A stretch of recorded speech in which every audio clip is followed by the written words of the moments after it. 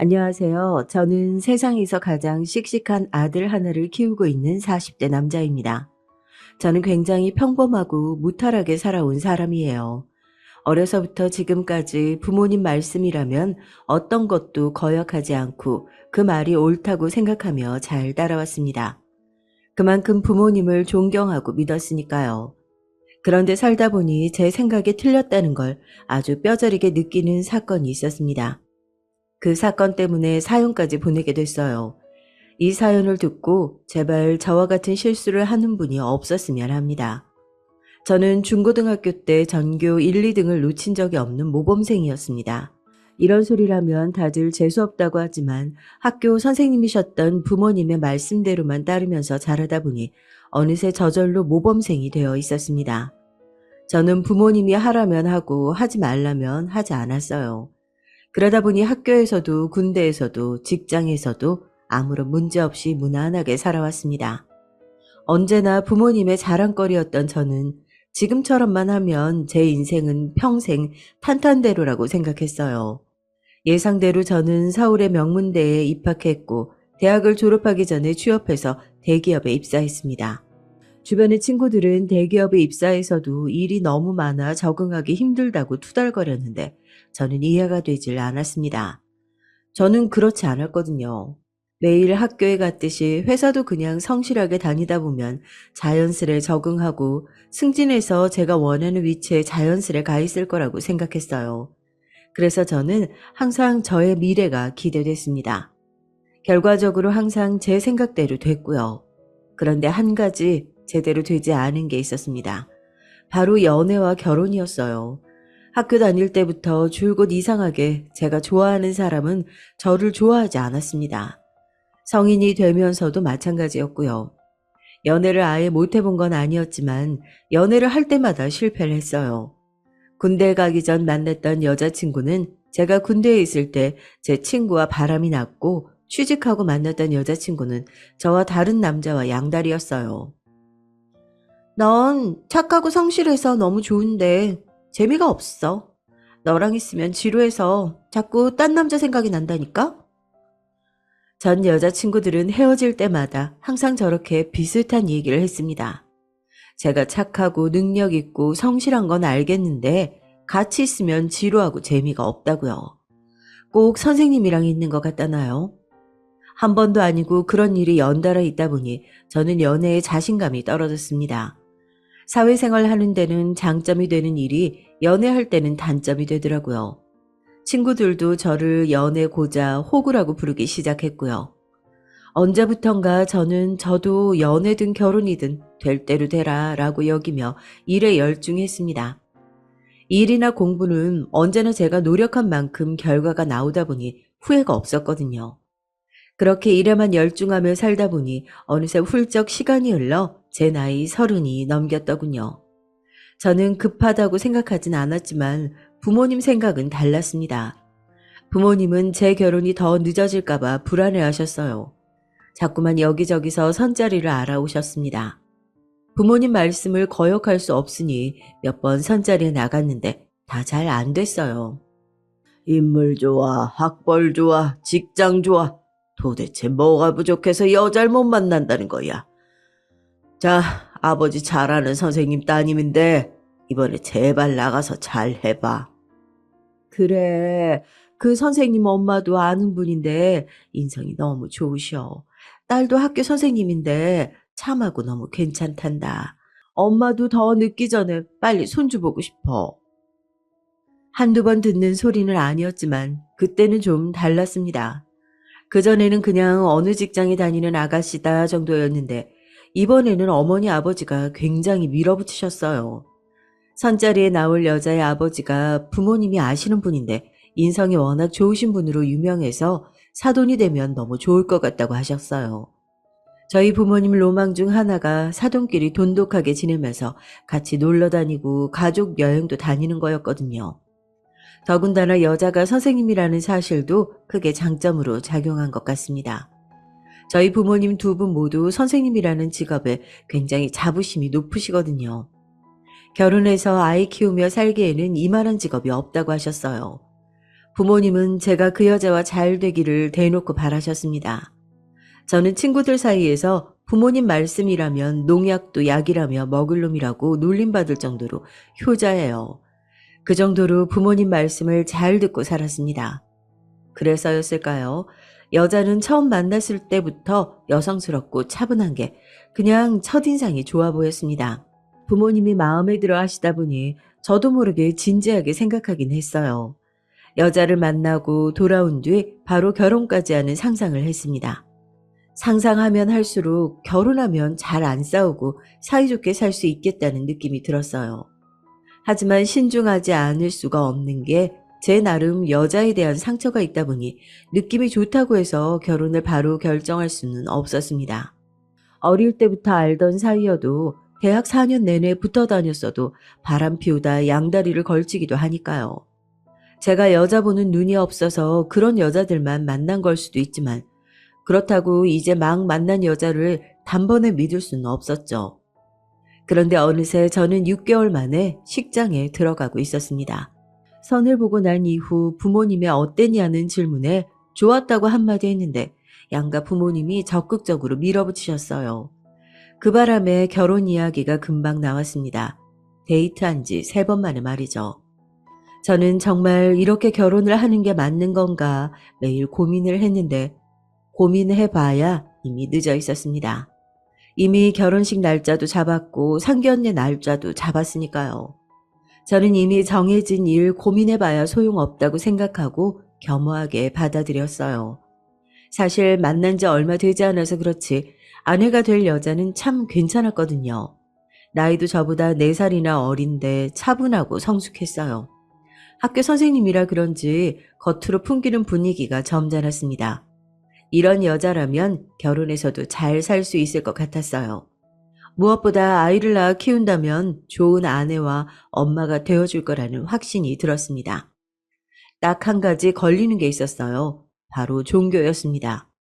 상견례 자리에서 처음 알았는데 아내와 처가 식구들 모두 교회를 다닌다고 하더라고요. 제가 종교를 싫어하는 건 아니지만 나름대로 고집 있는 무교다 보니까 저에게 같이 교회에 가자고 하거나 성당에 가자고 하는 건 싫거든요. 워낙 연애 기간이 짧았으니 그런 사소한 이야기도 나누지 않은 채 상견례를 하게 됐어요. 미리 알았다면 제가 당연히 아내에게 미리 이야기를 했을 텐데 서로 몰랐던 부분이니 어른들께서는 자연스레 종교 이야기를 하신 거죠.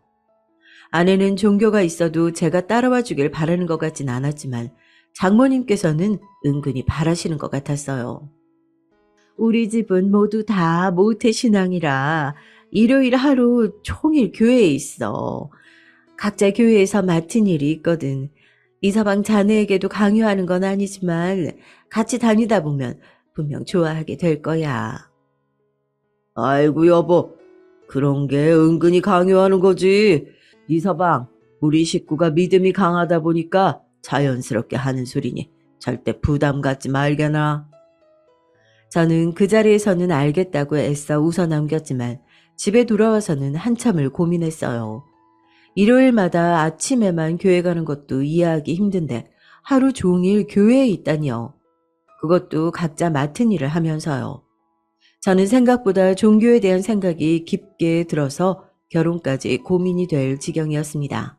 말로는 장인 장모님께서 강요하지 않는다고 하셨지만 온 식구가 일요일이면 아침에 만나 교회에 가는데 저만 늦게까지 자고 친구들을 만나러 다니며 놀 수는 없잖아요. 그 일로 고민하다가 아내를 만났을 때 제 생각을 이야기했습니다. 제가 다른 건 몰라도 종교에 대해서는 긍정적이지가 않다고요. 그런 제 말에 아내의 말이 굉장히 의외였어요. 나도 상견례 때는 부모님이 계셔서 말 못했는데 사실 나도 교회 다니는 거 힘들어. 그래서 결혼하면 집이 멀다는 핑계로 슬슬 안 갈 거니까 너무 걱정하지 마. 사람이 참 이렇게 간사합니다.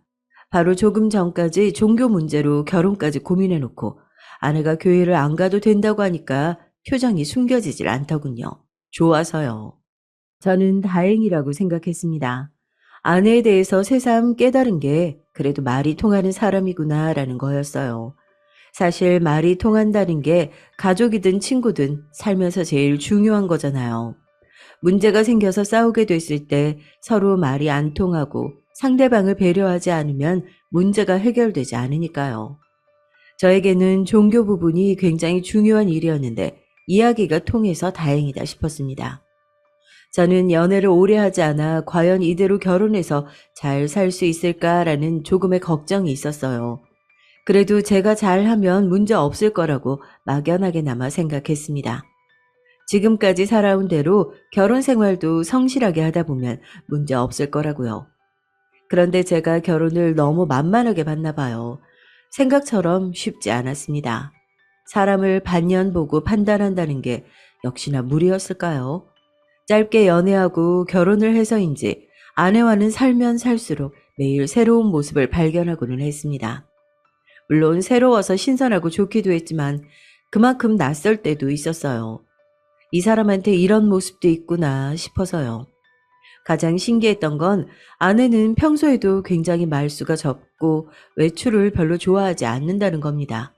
항상 학교, 집이었어요. 일요일 교회 가던 것도 정말 결혼하자마자 가지 않았습니다. 집이 멀다는 핑계로 안 가는 것 같더라고요. 장인 장모님은 신혼집 근처에 있는 교회라도 다니고 하셨지만 아내는 전혀 알아보지 않았어요. 물론 집에만 있는 게 제일 좋고 편하죠. 저는 그게 이상하다는 게 아닙니다. 아내는 자주 만나는 친구도 거의 없고 따로 연락하는 직장 동료도 없더라고요. 하루 종일 같이 있어도 핸드폰으로 누군가와 연락 한번 하는 걸 본 적이 없어요. 핸드폰 기록엔 항상 저 아니면 장인 장모님 정도였죠. 생각해보니 연애할 때도 일주일에 한 번 쉬는 날 반나절 정도 저랑 만났던 것 같아요. 근무하는 평일엔 거의 만난 적이 없고요.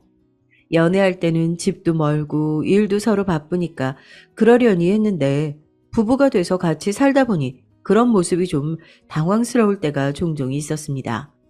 그리고 시간이 갈수록 제가 불편해졌어요. 아내가 인간관계가 좁다 보니 저희 주변 친구 관계나 사회생활에 대해서 이해하지 못할 때가 많았거든요. 한 번은 이런 적이 있었어요. 아내가 평일에는 퇴근하면 곧장 집에 와서 쉬는 편이라 저도 평일에는 친구를 만나기가 힘들었어요. 아내가 혼자 있는 건 또 싫어해서 저도 항상 퇴근하면 곧장 집에 와 함께 있어 주길 바랐습니다. 아무리 그래도 저도 친구도 있고 직장 동료들이 있다 보니까 가끔 저녁도 먹고 회식도 하잖아요. 그러면 아내가 그렇게 눈치를 줬어요.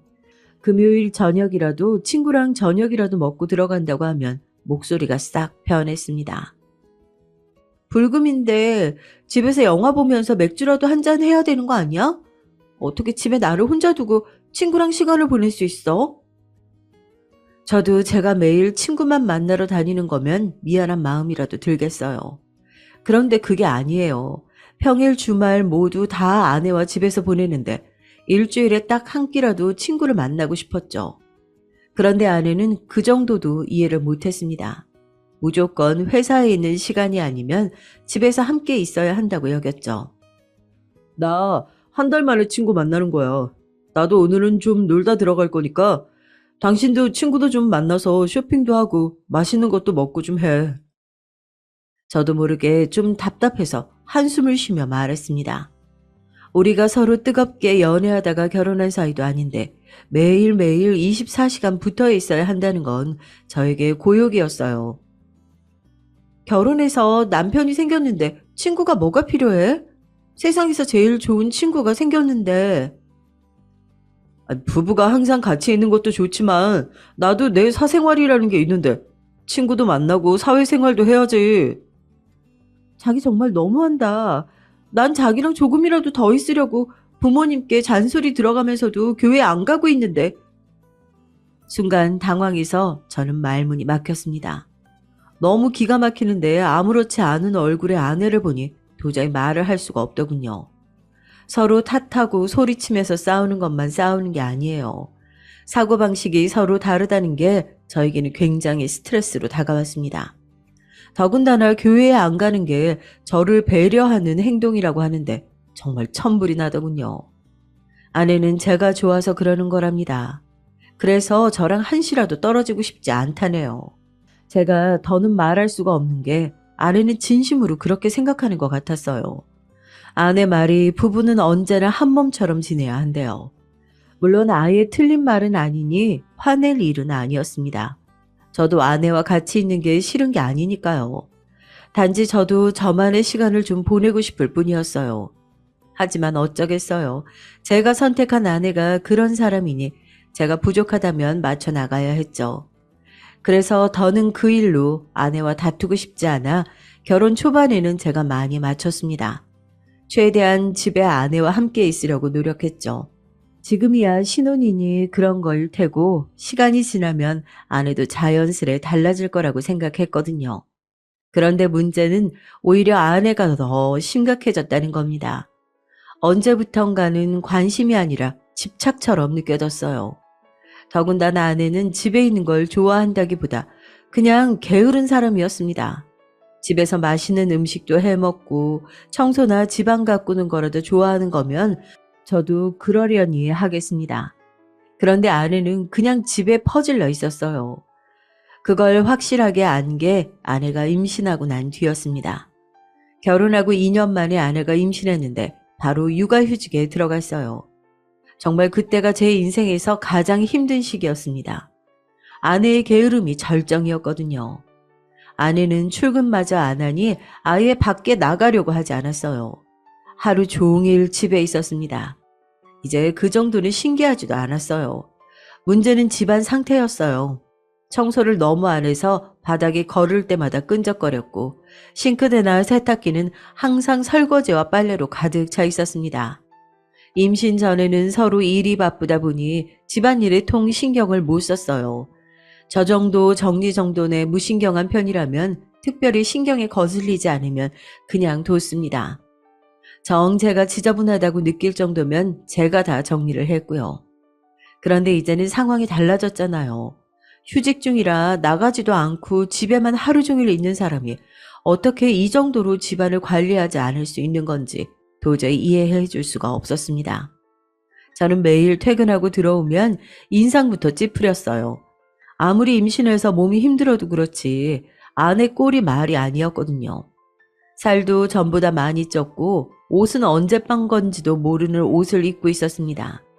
집안 꼴은 말도 못했고요. 저는 화가 났지만 애써 마음 잡고 청소부터 했습니다.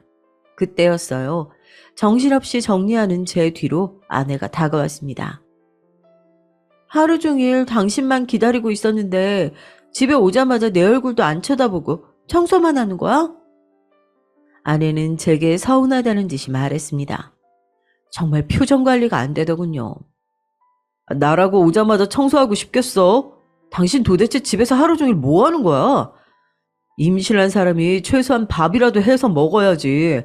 매일 배달 음식만 먹고 거기다가 정리도 안 해서 집 전체가 이렇게 냄새가 나는데 당신은 이게 아무렇지도 않아? 이러다가 애가 나오기도 전에 병 걸리겠어. 심한 말은 정말 하고 싶지 않았는데 집안 꼬라지를 보면 저도 모르게 절로 화가 치밀었어요. 그런 말을 안 할 수가 없는 게 병원에 갈 때마다 의사 선생님이 걱정할 정도였습니다. 아이의 체중이 느는 속도에 비해서 아내의 몸무게가 늘어가는 속도가 너무 빠르다더군요. 이러다가 임신 중독증이 올 수도 있으니까 힘들지 않으면 조금씩 움직이면서 운동도 해야 한다고 하셨습니다. 그런 소리까지 들었는데도 아내는 전혀 달라지지 않았어요.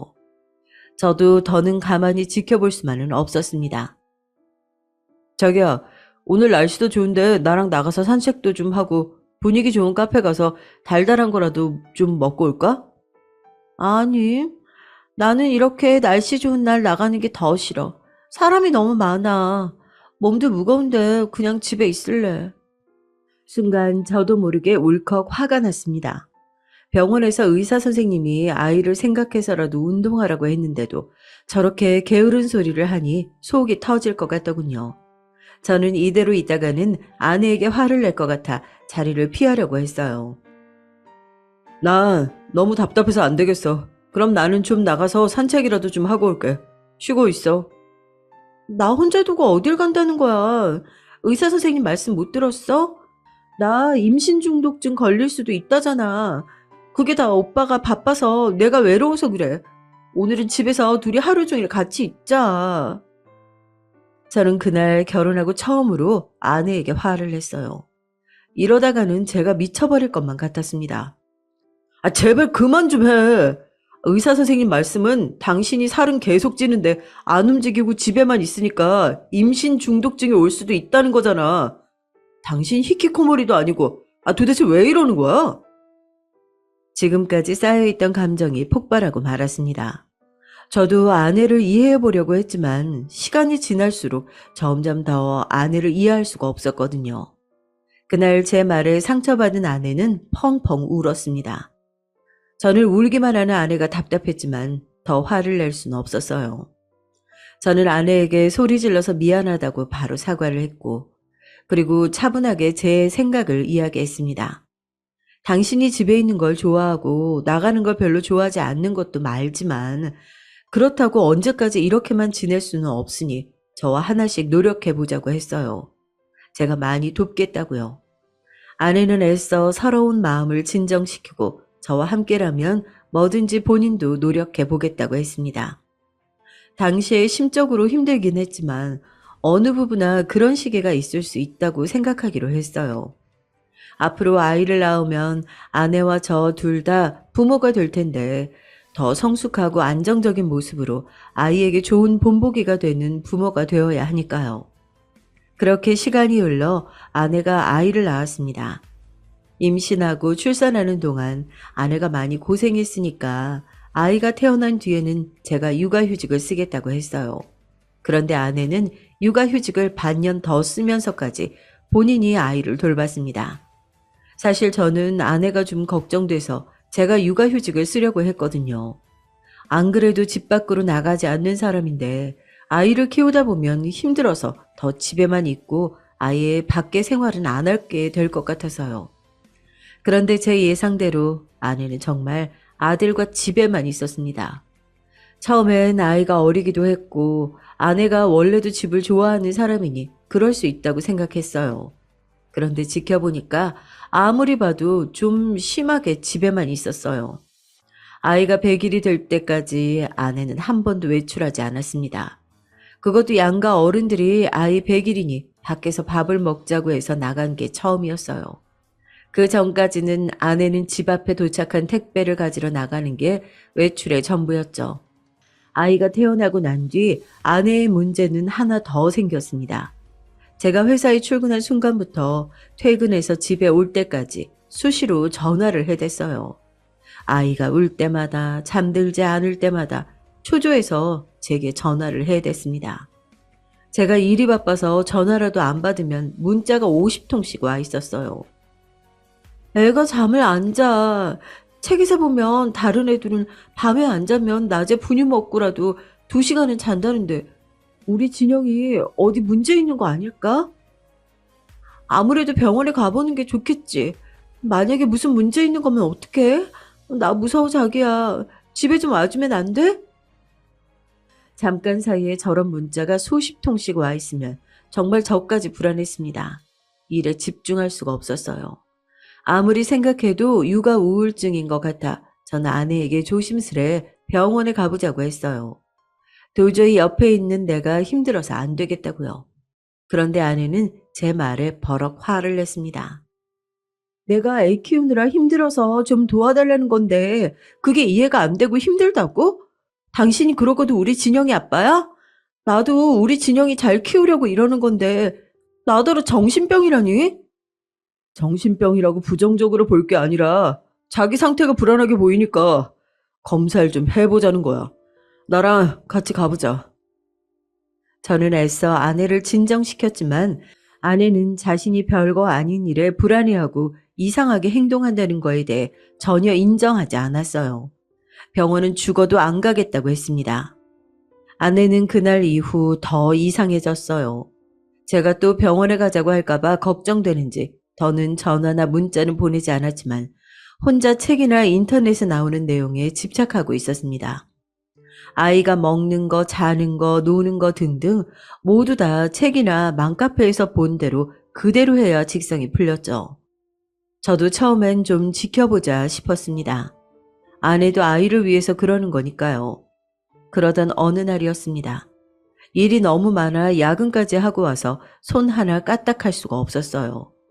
그런데 집에 들어갔더니 아들과 아내가 안 자고 깨어 있더라고요. 이미 잘 시간이 넘었는데도요.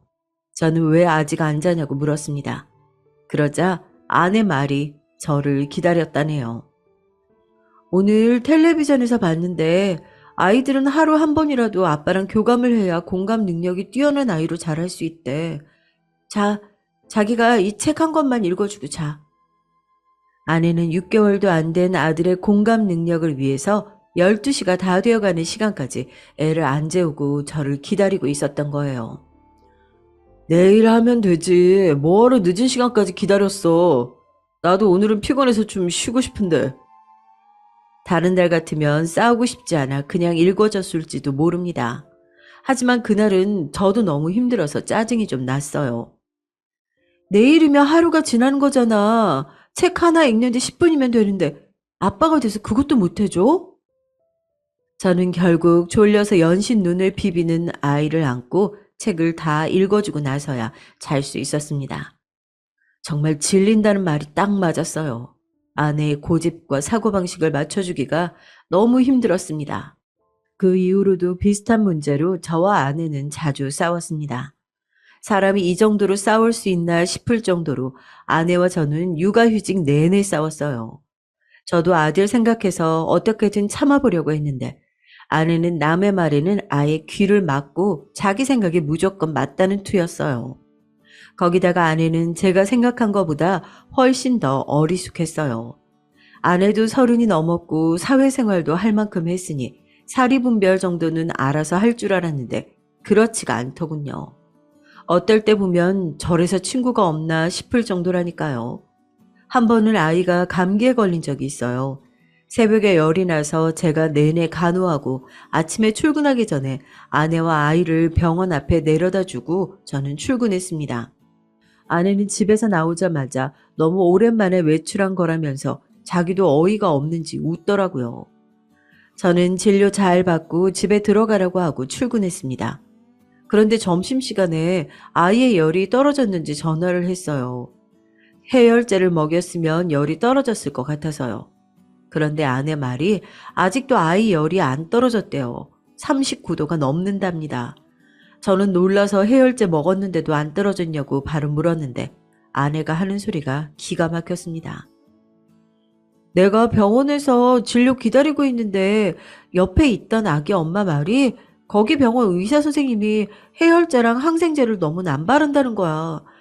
애들은 어릴 때 부모가 면역력을 만들어줘야 하는데 자꾸 해열제랑 항생제 먹이면 면역력이 안 생긴다고 선생님이 처방해줘도 웬만하면 먹이지 말고 버티라고 하더라고. 그래서 일부러 안 주고 있는데 영 열이 안 떨어지네. 저는 순간 얼굴이 뜨거워질 정도로 화가 났어요. 이 정도가 되니 제가 이상한 건가 싶더군요. 기껏 병원까지 가서 의사 선생님 말은 안 듣고 처음 본 아기 엄마 말을 듣는다는 게 상식적으로 이해가 되세요? 저는 아무리 생각해도 납득이 안 돼서 미치고 팔짝 뛸 노릇이었습니다. 당신 제정신이야? 이제 6개월 된 애가 열이 39도인데 해열제를 안 먹이면 어떡해. 쓸데없는 소리 하지 말고 의사가 처방해준 약 바로 먹여. 제가 소리까지 지르는데도 아내는 태평하게 별일 아니라는 듯 알겠다고 해열제를 먹이겠다고 전화를 끊었습니다. 이럴 때 보면 아내가 어디가 좀 모자란 게 아닌가 싶을 때도 있어요. 다른 사람들한테 말하면 다들 놀라요. 학교 선생님이라는 분이 어쩜 그렇게 순진하냐고요. 말이 좋아 순진한 거지 제가 보기엔 분명 모자란 게 확실합니다. 그로부터 얼마 뒤 얌전히 집에만 있는 줄 알았던 아내가 사고를 쳤어요. 제가 중간에 알게 돼서 빠르게 수습하긴 했지만 안 그랬으면 대형 사고가 날 뻔했습니다. 아내가 다단계에 빠질 뻔했어요. 하루 종일 그놈의 맘카페니 뭐니만 보고 있더니만 일을 쳤습니다. 아내가 맘카페에서 우연히 알게 돼서 연락을 주고받던 아줌마가 있었나 봐요. 그 아줌마가 핸드폰으로 돈을 벌 수 있는 방법이 있다고 아내에게 이야기를 한 거죠. 간단하게 제품 몇 개만 사서 후기 쓰고 다른 사람에게 소개해서 파는 일이었는데 모든 과정이 집에서 핸드폰 하나로 할 수 있는 일이다 보니 아내가 솔깃했던 거죠. 애 잘 때 옆에서 잠이나 자고 밀린 집안일이나 하면 뭐해. 아니, 돈도 안 나오는 일인데 핸드폰으로 10분만 투자하면 몇만 원씩 벌 수 있는데 이게 낫지. 얼굴도 모르는 아줌마 이야기만 듣고 별로 이상하지 않다고 느낀 아내는 아줌마가 시키는 대로 했습니다. 그런데 글쎄 그게 바로 다단계였어요. 어느 날 제가 우연히 아내 핸드폰을 보게 됐는데 은행 앱이 켜져 있었어요. 그런데 꽤 큰 돈이 이체된 내역이 있더라고요. 전혀 모르는 사람한테요. 저는 곧바로 아내에게 이 사람이 누구냐고 물었는데 아내는 말을 안 했습니다. 저는 아무래도 이상해서 아내 핸드폰을 뺏어서 이것저것 확인했어요. 그 아줌마가 소개했다는 사이트와 주고받은 메시지 내용까지 몽땅 다 확인했습니다. 그런데 제가 보기엔 딱 봐도 사기더라고요. 당신 정말 애들 가르치는 학교 선생님 맞아? 어떻게 이런 말도 안 되는 거에 속아? 여보, 그 언니 이상한 사람 아니야. 자기는 잘 알지도 못하면서 함부로 말하지 마. 나한테 매일 힘들지 않냐고 위로해주고 커피 쿠폰 같은 것도 보내준 좋은 언니야. 아내는 순진하다는 말로는 표현이 안 될 정도로 멍청했습니다. 워낙 세상 물정 몰라서 그런 건지 좀만 잘해주는 사람이 있으면 쉽게 홀라당 넘어갔어요. 저는 곧바로 경찰에 신고했습니다. 그 아줌마가 말한 사이트에서 팔던 물건들은 다 제대로 허가받지 않은 불법 상품들이었어요. 만약 이대로 계속 팔았다가 문제가 생겼으면 아내도 조사를 받아야 할지도 모르는 일이었습니다. 아내는 그 아줌마가 사기꾼이고 아내에게 일부러 접근했다는 사실을 알고도 믿지 않았어요. 오히려 저더러 몇 푼 되지도 않는 돈 때문에 신고까지 하냐고 했습니다. 아내는 여러 면에서 제정신이 아니었어요. 제가 아무리 이야기해도 변하지 않는 아내를 지켜보는 게 너무 힘들었습니다. 저는 고민 끝에 제가 육아휴직을 쓰겠다고 했어요. 사실 누가 보면 제가 육아휴직을 쓰고 싶어서 안 달랐는지 알겠지만 아니에요. 저도 당시에 승진 시험을 앞두고 있었기에 직장에서도 중요한 시기였습니다. 하지만 아내를 이대로 뒀다가는 다시 학교로 돌아가지 못할 것 같아서 제가 휴직을 하기로 했어요. 아내에게 말하지 않았지만 아내 때문에 제가 너무 힘들어서 장인 장모님께도 말씀드렸습니다. 아무래도 아내가 치료가 필요한 것 같은데 아내가 자신의 상태에 대해 인정을 안 하니까 좀 도와달라고요. 장인 장모님께서도 걱정이 많으셨어요. 하지만 제 생각처럼 무조건 병원에 데리고 가는 게 답은 아니라고 하셨습니다. 지금까지 크면서 한 번을 속 썩인 적 없는 애야. 잠시 애 낳고 키우느라 힘들어 그러는 거니까 자네가 좀 이해해줘. 그래, 이서방. 내가 자주 와서 애도 봐주고 집안일도 도와줄 테니까 너무 걱정하지 말고 우리가 주일마다 가서 기도할게. 장인 장모님은 딸과 저를 걱정하신다면서도 심각하게 받아들이진 않으셨어요.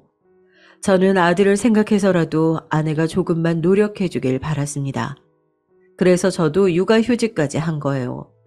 아내가 너무 집에만 있다 보니 점점 더 이상해지는 것 같아서 예전처럼 학교에 나가 일하다 보면 좀 나아지겠지 기대했습니다. 아내는 복직하는 거에 대해서 끝까지 고민했지만 제가 애써 설득했어요. 그리고 일하는 게 너무 힘들면 그만둬도 되니 아내가 좋아하는 일을 같이 찾아보자고까지 했어요. 아내는 못 이기는 척 복직을 했습니다. 아내가 복직한 이후 그래도 많이 나아지는 것 같았어요. 저도 아내가 나가서 일하는 동안 부단히 노력했습니다. 아들을 돌보면서도 아내를 위해 요리하고 청소를 했어요. 웬만하면 외출하지 않고 아내가 전부 다 안정감을 느낄 수 있도록 자상하게 대하려고 노력했죠. 그런데 제 계획이 통했는지 몇 개월 만에 아내가 변했습니다. 퇴근하고 직장 동료들이랑 밥을 먹기로 했다면서 늦게 들어오기도 하고 주말이면 약속이 있다면서 나가기도 했어요. 저는 아이를 보느라 좀 힘들어도 아내가 외출을 한다는 사실이 너무 좋았습니다.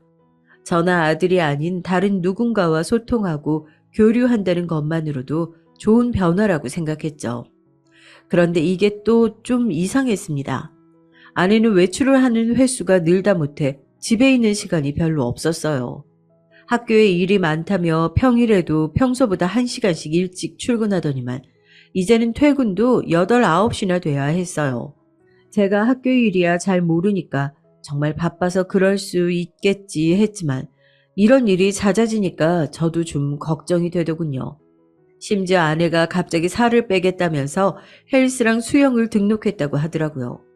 그러더니 아예 평일 저녁은 매일 수영을 하고 왔고 주말이면 헬스장에 가서 몇 시간씩 들어오질 않았어요. 저는 180도 달라진 아내의 행동에 의심하지 않을 수가 없었습니다.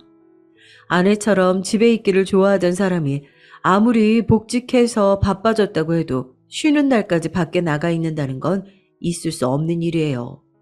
저의 의심은 점점 더 확신으로 변해갔습니다. 잦은 외출도 이상했지만 외모 가꾸는 일에 관심도 없었던 사람이 옷이며 화장에 신경 쓰는 걸 보니 더 확신이 들더군요. 이건 100% 바람이었습니다. 결혼하고 지금까지 저에게 푹 빠져서 저만 바라보며 질릴 정도로 집에만 있던 사람이 갑자기 밖으로 돈다는 건 푹 빠진 상대가 바뀐 거로밖에는 볼 수 없었어요. 그러던 어느 날이었습니다. 증거가 없으니 물증으로만 내내 아내를 의심하던 상황에서 아내가 갑자기 지방에 간다네요. 주말에 교육이 잡혔다면서 지방에 며칠 다녀온답니다. 물론 아내가 전에도 교육 간 적은 있지만 그때는 뭔가 느낌이 쎄했어요. 남자에게도 예민한 촉이라는 게 있답니다. 왠지 아내가 저에게 거짓말을 한다는 느낌이 들었어요. 저는 혼자 끙끙 앓으며 괜히 아내를 의심하지 말고 이번 기회에 확인해야겠다 싶었습니다. 그러면 안 된다는 걸 알면서도 저는 너무 답답해서 아내가 자는 사이에 몰래 아내의 핸드폰을 훔쳐봤어요. 그런데 아내의 핸드폰의 모든 앱이 다 잠겨 있었습니다. 원래 그렇지 않았어요. 저와 아내는 은행 앱 비밀번호까지 공유하며 서로 핸드폰을 따로 잠가두지 않았었는데 아내가 통화 내역, 메시지까지 몽땅 다 비밀번호를 설정했더군요. 저희 아내에 대해 지금까지 이야기한 게 있으니 여러분도 아시겠지만 아내가 이렇게 꼼꼼한 사람이 아니에요. 저에게 뭔가 완벽하게 속여야 할 게 있는 게 아니라면 절대 그렇게까지 할 리 없었죠. 누가 봐도 복직하기 전에 아내와는 너무나도 달랐기 때문에 저는 불안하지 않을 수가 없었습니다. 전 혼자 별의별 상상을 다 했어요. 아내가 정말 바람이 난 걸지도 모른다는 생각에 저는 잠을 이룰 수가 없었습니다. 그런 와중에 공휴일이라 아내가 출근하지 않는 날이었어요. 저는 애써 불안한 감정을 숨기고 아내에게 영화라도 보러 가자고 했습니다.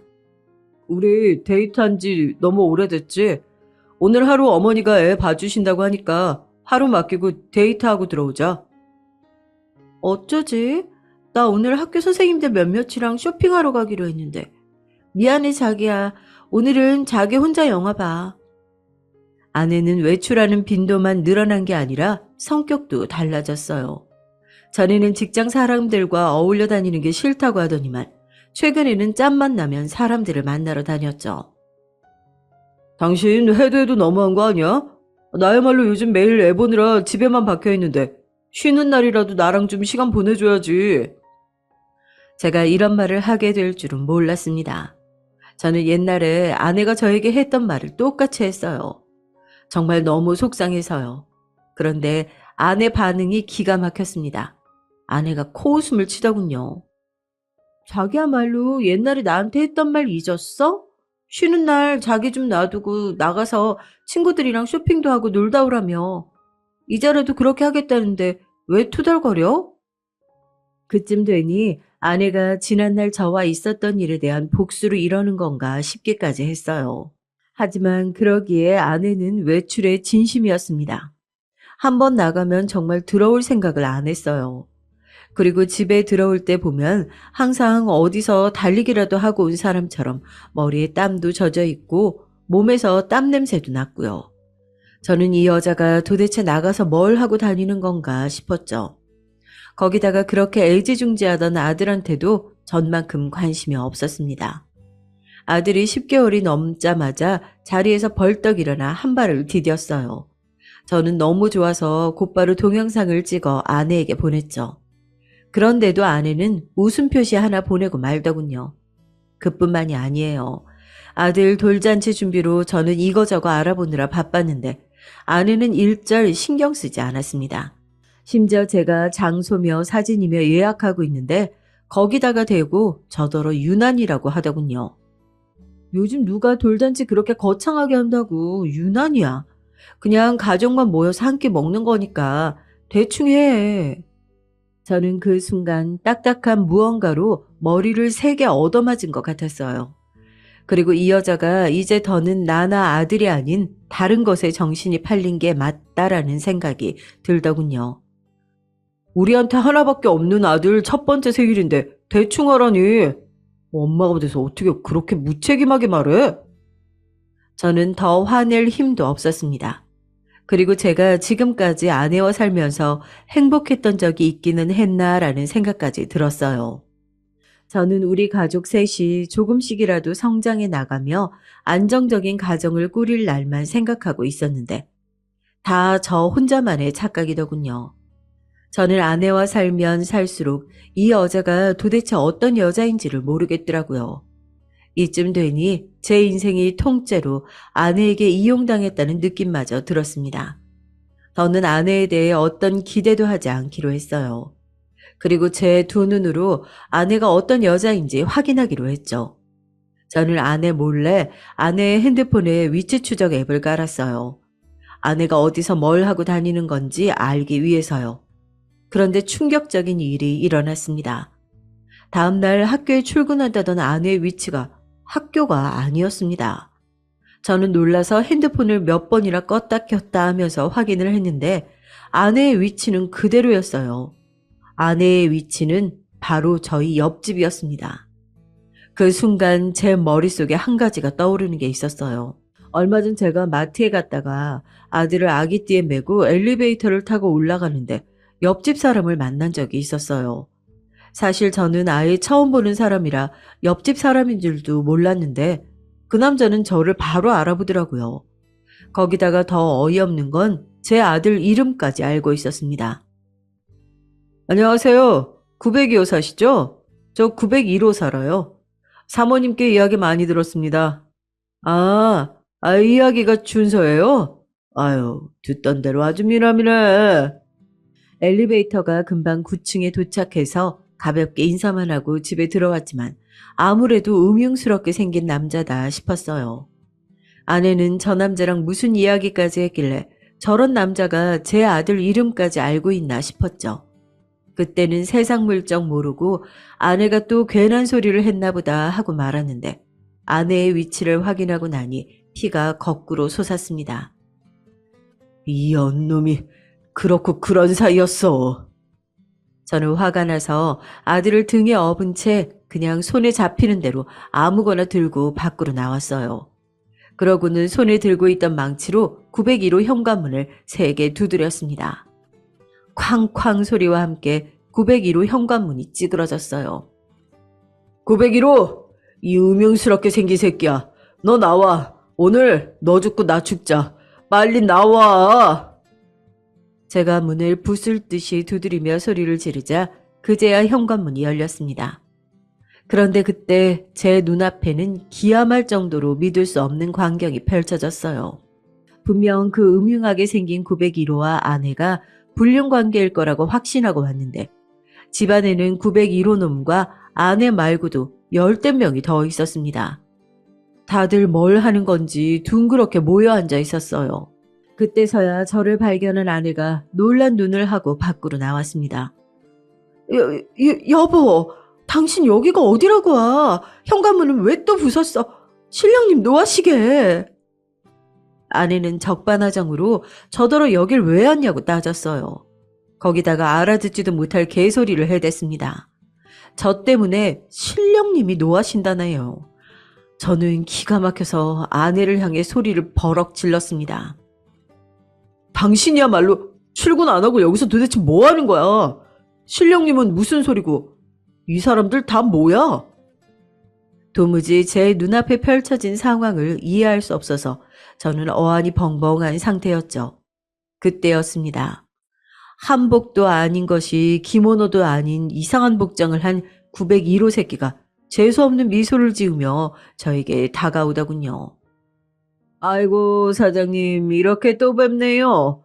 저의 신전에 오신 걸 환영합니다. 안 그래도 사모님께 항상 사장님도 모시고 오라고 말씀드렸는데 이렇게라도 와주시니 감사합니다. 자 오신 김에 앉으셔서 저희와 함께 신령님께 인사드립시다. 901호 남자의 한마디에 다들 갑자기 짝이라도 한 것처럼 이상한 동물 울음소리 같은 걸 내면서 방 안으로 들어갔어요. 그러더니 바닥에 납작 엎드려 무슨 주문 같은 걸 외우더라고요. 저희 아내도 마찬가지고요. 다들 미친 건가 싶어 미간을 찌푸리는 사이 남자는 제 손목을 잡고 안쪽으로 끌고 들어갔습니다. 그런데 방 안의 모습을 보고 저는 경악을 금치 못했어요.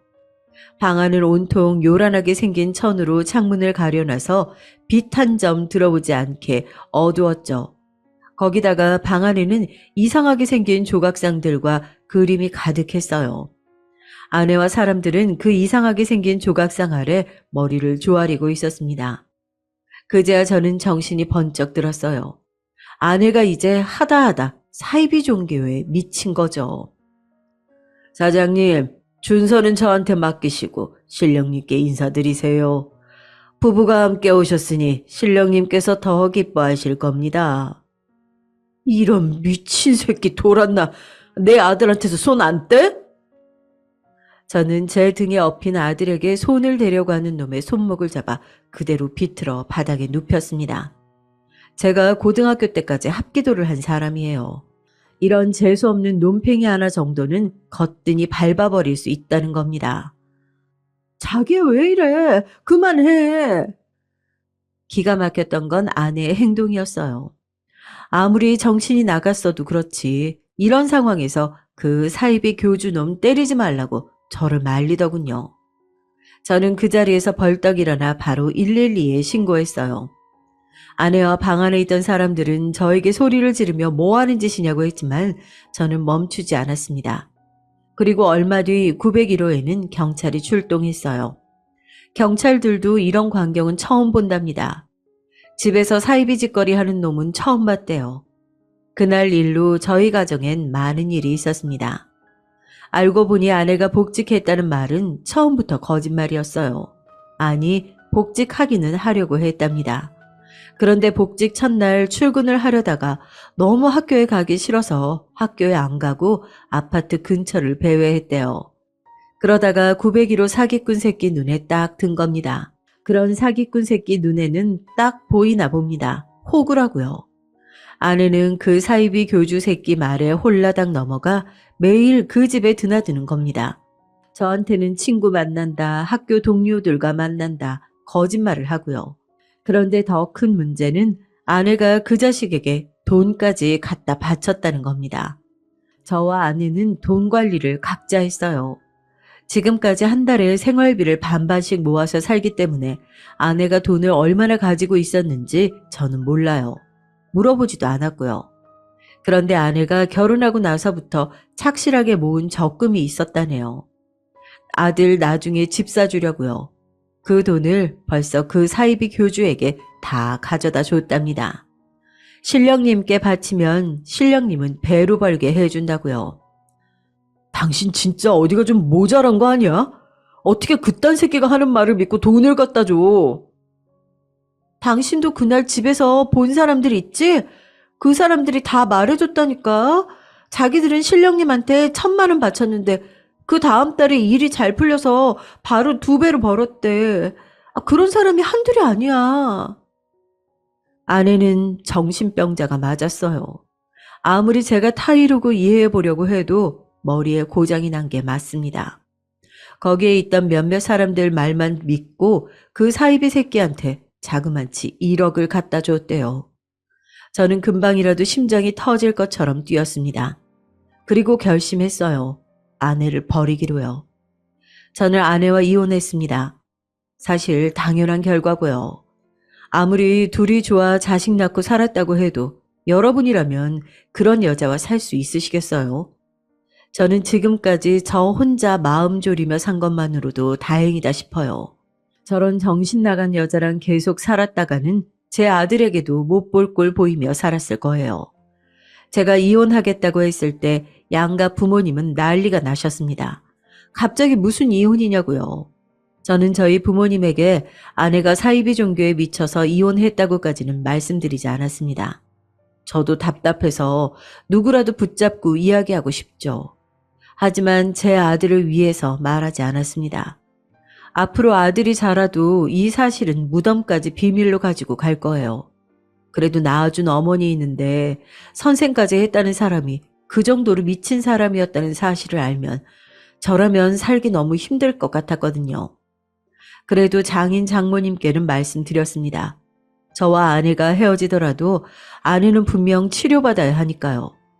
그런데 나중에 이혼하고 나서야 안 사실이지만 장인 장모님은 아내가 치료받아야 한다는 걸 알고 계셨어요.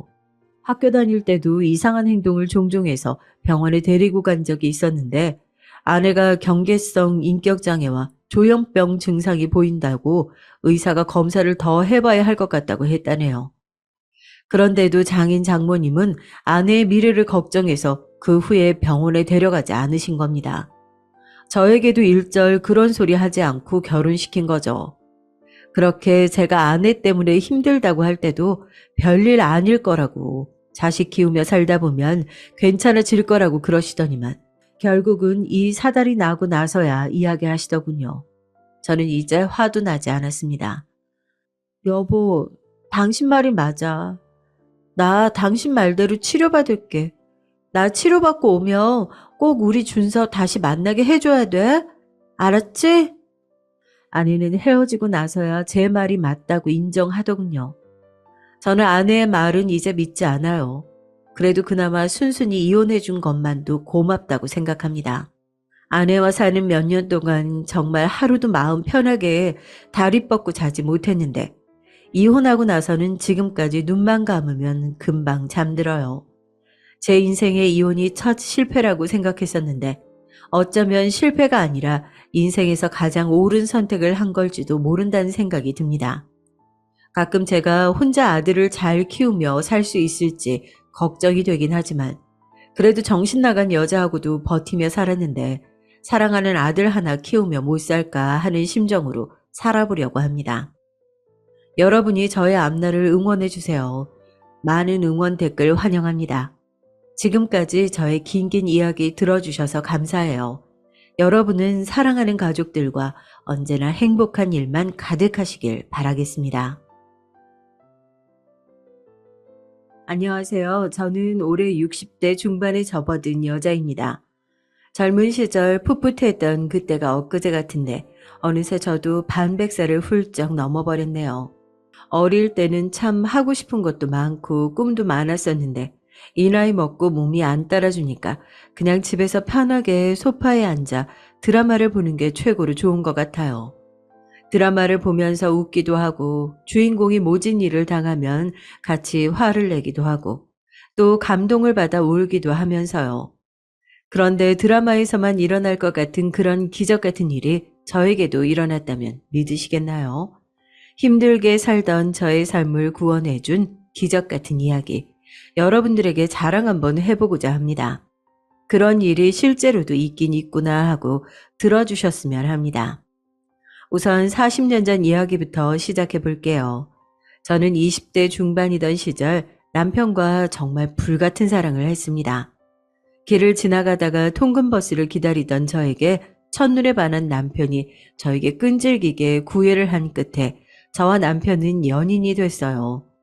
저에게는 남편이 첫사랑이었어요.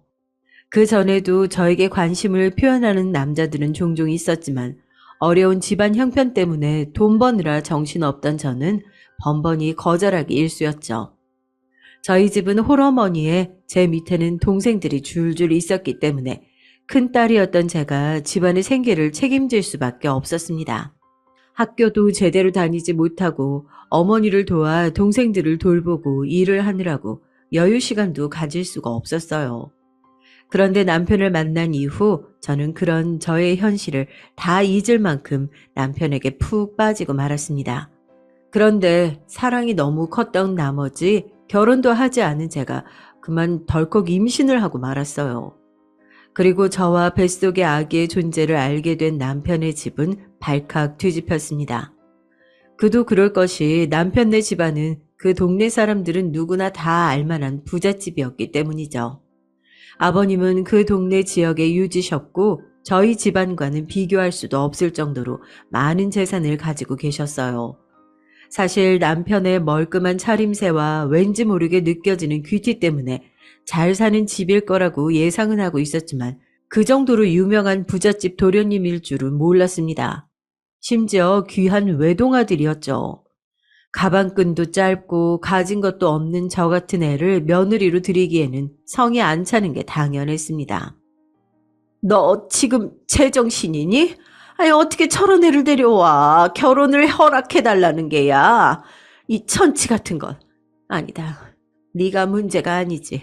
아가씨 말 좀 해봐요. 어떻게 대책 없이 애부터 가져선 어떻게 내 아들을 홀렸길래 일이 이 지경으로 만드는 거예요. 아니 어떻게 꼬셨길래. 난 절대 안 된다. 절대 이 결혼 허락 못해. 어머님, 제가 잘하겠습니다. 아가씨는 입 다물어요. 아가씨 입에서 나오는 소리 단 한 글자도 듣기 싫으니까. 엄마, 제발 한 번만요. 이 사람하고 저 꼭 결혼해야 해요. 허락 안 해주심 우리 뱃속의 아기는 어떻게 하라는 건데요? 네? 말씀해 보세요. 시부모님은 저를 떨어뜨리려고 갖은 애를 쓰셨지만 남편의 어마어마한 고집과 이미 뱃속에 많이 커버린 아이 때문에 어쩔 수 없이 결혼을 시키게 되셨습니다. 그리고 결혼 후에는 시집살이 때문에 정말 말도 못하게 힘들었어요. 시어머니는 임신한 저를 마치 가정부 부리듯이 부려먹곤 했고 시아버지는 사람들이 저런 별 볼 일 없는 집안의 딸 자식을 며느리로 들였다고 수군거리는 통에 나쁘끄럽다며 남편과 한동안 말도 섞지 않으셨습니다. 저는 시댁에서 매일매일 눈칫밥을 먹고 살아야만 했어요. 밥을 먹을 때에도 저는 시댁 식구들과 겸상을 할 수 없었죠. 식사 시간이 되면 저는 밥을 다 차린 후 시댁 식구들이 따뜻한 밥상에서 밥을 먹을 동안 부엌에 쪼그리고 앉아 남은 찬밥과 김치로 끼니를 겨우 때우곤 했어요. 그나마 남편이 가끔 시부모님 몰래 음식을 숨겨와 방에서 저에게 먹이곤 했지만 몰래 먹다가 들키는 날에는 시어머니 불효령에 눈물을 쏙 뺄 수밖에 없었습니다. 어디서 이 거지 같은 게 몰래 밥도둑질을 해? 너 배운 게 그렇게 없냐? 하기야, 가방끈 짧은 너를 내가 며느리로 들였으니 이 정도야 시군죽 먹기겠지. 다음엔 뭐, 내 금팔찌라도 탐낼 셈이냐? 응? 어머니, 그런 거 아니에요. 아니긴 뭐가 아니야. 다음부터 이런 도둑질 또 하기만 해봐. 눈에 띄면 가만 안 둘 줄 알아. 알겠어? 게다가 아버님은 제가 너무 마음에 안 들어서 매일 다른 집 딸 자식들과 비교하곤 했어요. 그때 당시 아버님이 저한테 자주 했던 말이 갑자기 생각이 나네요. 너만 아니었으면 내가 똑똑한 교사 며느리를 봤을 거다. 내가 우리 기석이 정사장 내 둘째 딸과 결혼시키려고 점 찍어놨건만. 어디서 이런 못 배워먹은 년이 굴러와 들어와서는 어휴. 아버지 그만하세요. 왜 집사람한테 그런 험한 말씀을 하시는 거예요? 그만들 좀 이 사람 괴롭히시라고요. 저는 아버님이 저런 소리를 하실 때마다 할 말이 없어 고개만 푹 숙이곤 눈물을 흘렸죠. 남편이 저를 안 만났다면 부잣집에 똑똑한 아내를 얻어 더 잘 살 수 있었을 텐데 괜히 저 때문에 부모님과도 사이가 안 좋아진 것 같아서 매일매일 마음이 안 좋았습니다.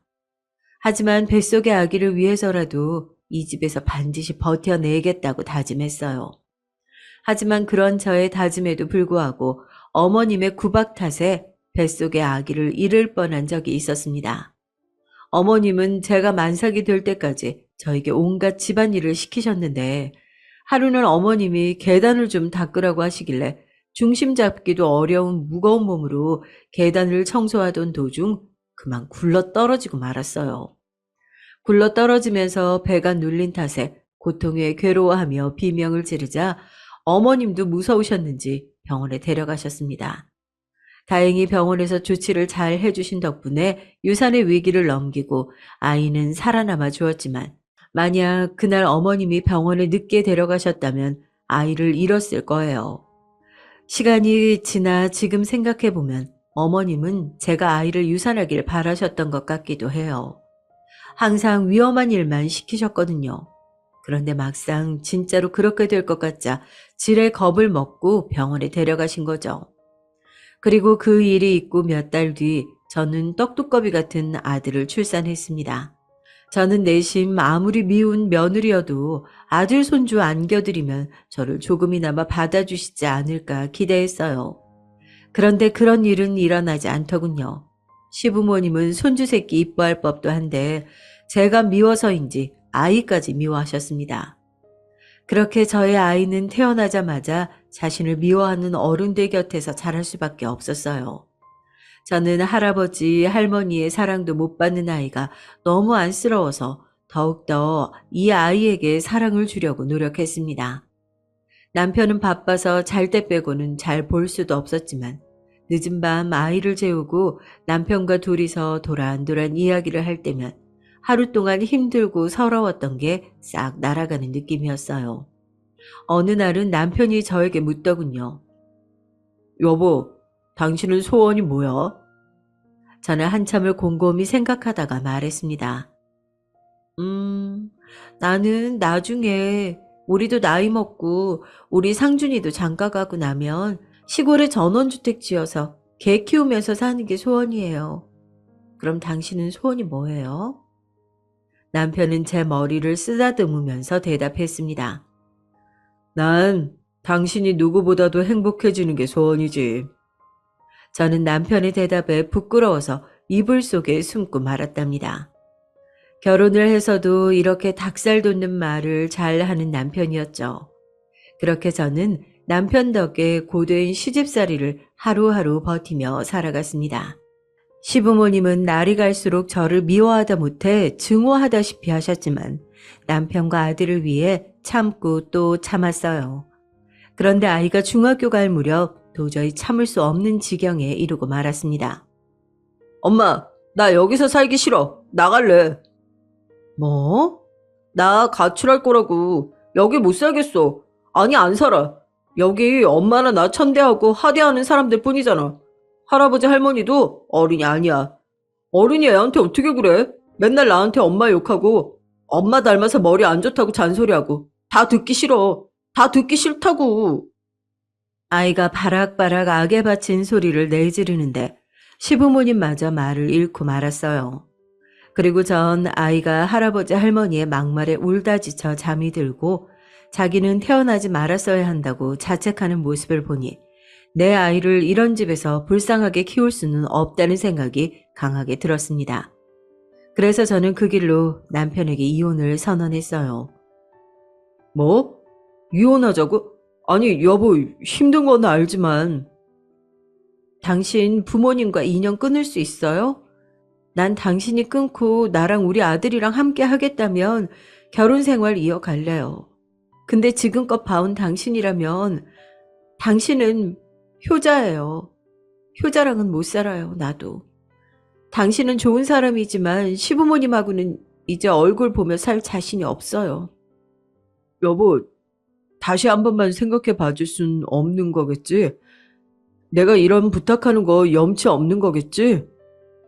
미안해요. 남편은 제 말에 힘없이 입술만 꾹 깨물었습니다. 남편도 알고 있었을 거예요. 제가 얼마나 힘들었었는지, 나름대로 속을 사귀고 살았는지. 근데 이제 한계에 다다랐다는 것을 선포하니 본인도 할 말이 없는지 고개를 떨구고 있다. 미안하단 말을 하며 눈물을 떨구고 말았습니다. 그러더니 이혼이라는 얘기에 큰 충격을 받았지만 본인 힘으로도 부모님을 말릴 수 없었기에 저와 아이를 깨끗하게 놓아주었습니다. 그리고 시댁에서 저에게 한 푼도 내어줄 수 없다고 하시는 통에 남편은 자기가 모은 돈으로 몰래 작은 집 하나를 해주었어요. 아마 시부모님이 아시면 난리 날 걸 알기에 아주 비밀스럽게 집도 알아본 모양이더라고요. 남편은 눈물 콧물 범벅이 되어서는 짐을 싸고 나가는 저를 뒤뜰로 불러 이렇게 말했습니다. 여보, 우리 부모님 때문에 내가 이 정도밖에 해줄 수가 없어서 정말 미안해. 당신이 우리 집에서 10년 넘게 그 수모를 겪은 거 생각하면 내가 너무 미안해서 가슴이 아파. 이제라도 나 잊고 상준이랑 행복하게 살아줬으면 좋겠어. 정말 미안해. 저는 무릎을 꿇고 울고 있는 남편을 말없이 안아주었죠. 사실상 남편도 저와 시부모님 사이에서 나름대로 노력을 했다는 걸 알고 있었습니다. 허나 워낙 드세고 강한 시부모님의 압박에 남편마저 어느 순간 그 노력의 끈을 놓아버렸고 자기도 지치고 말았던 게죠. 알았기에 이해했습니다. 그 길로 전 미련 없이 아들과 함께 그 집을 떠났어요. 그리고 정말 가슴이 찢어지지만 이 집도 잊고 남편도 잊기로 결심했습니다. 그 후로 저는 아들과 둘이 살면서 먹고 살기 위해 정말 고군분투했어요. 아이 낳고 10년 넘게 가정주부로 지냈던 터라 써주는 데는 많이 없었지만 할 수 있는 일은 최대한 가리지 않고 다 했습니다. 몸이 편찮으셨던 친정엄마는 몇 년 전 돌아가시고 동생들은 각자 살기 바빠서 어디 도움받을 곳도 없었죠. 그래도 남편이 집을 해준 덕에 아들과 함께 몸 뉘일 곳은 있어서 다행이었습니다. 가끔 남편이 생각나긴 했지만 그럴 때마다 어차피 나와는 다른 세상에 살던 사람이니 못 오를 나무 쳐다봤다가 벌 받은 거라고 생각하기로 했어요. 그리고 홀로 아들을 키운 지 몇 년째 밤낮 없이 열심히 돈을 벌다 보니까 그래도 돈이 모이긴 모이더라고요. 남편이 해준 집도 집값이 올라 더 좋은 집으로 이사 갈 수 있게 됐습니다.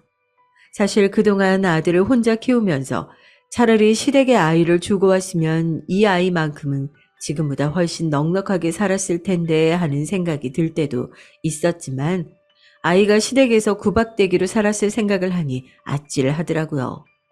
그래서 아이를 데리고 나온 게 잘한 결정이라고 생각하다가도 또 한편으로는 아이가 나중에 커서 저를 원망하면 어쩌나 걱정도 많이 했어요. 그런데 점점 돈이 모이고 좋은 집으로 이사도 가게 되니까 한시름 마음이 놓이더라고요. 그리고 그맘때쯤 여기저기 직장을 옮기던 저는 우연히 한 회사에 들어가게 됐습니다. 직원이 몇 명 안 되는 작은 회사여서 온갖 잡일을 다 해야 했어요. 하지만 저는 아들을 대학에 보내기 위해서는 찬밥 더운 밥 가릴 수 없었기 때문에 열심히 다녀야만 했습니다. 매일 야근에 끼니를 제때 챙기지 못하고 회사 일이라면 만사 제쳐두고 달려들어 붙잡곤 했죠. 그래서 이제 아들은 엄마, 오늘도 고생했지? 아니야. 우리 아들 혼자 밥도 잘 차려 먹고 이제 다 컸네. 아니야.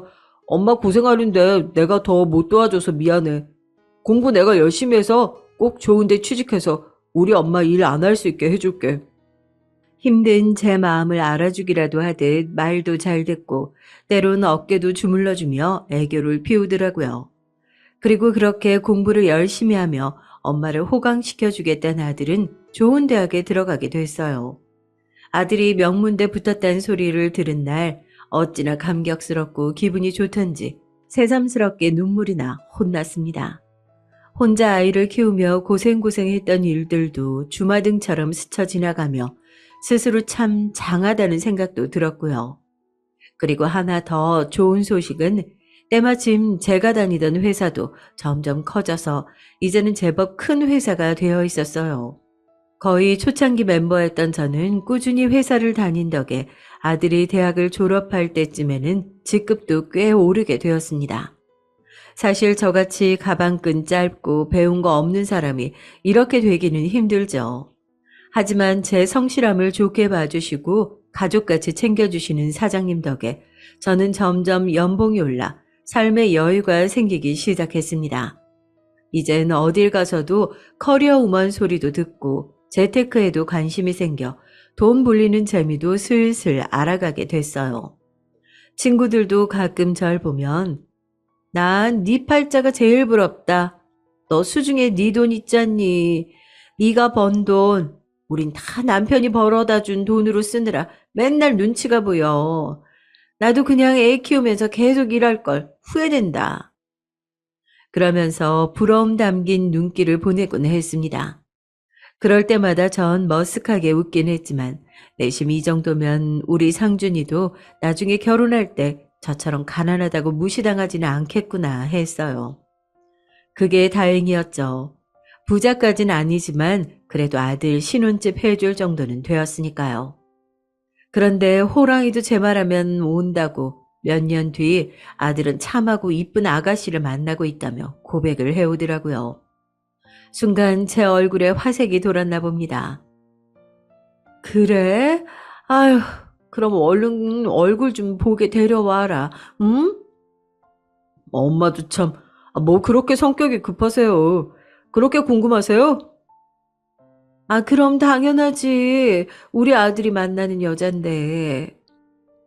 아들이 그간 몇 번 연애를 하는 것 같긴 했지만 이렇게 저한테 말해오는 여자친구는 또 처음이었습니다. 왠지 모르게 이 아가씨와 좋은 인연이 될 것 같다는 생각이 들더라고요.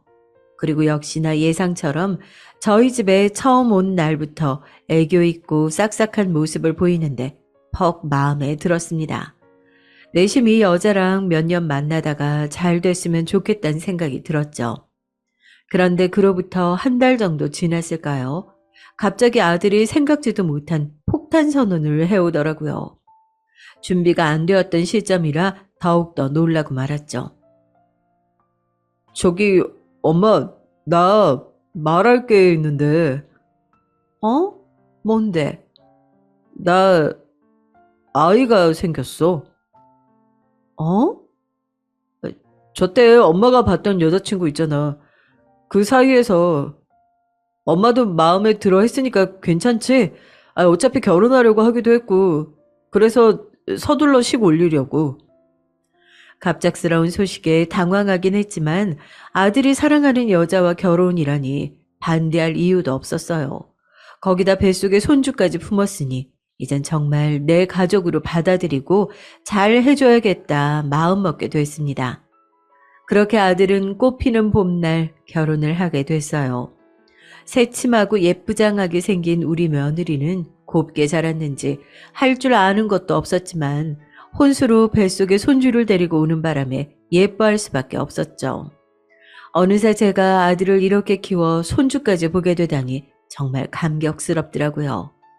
게다가 며느리가 애교가 많은 성격이라 더할 나위 없었죠. 저한테 엄마 엄마 하며 따르는 며느리가 너무 예뻐서 제가 할 수 있는 한 잘해주고 싶었습니다.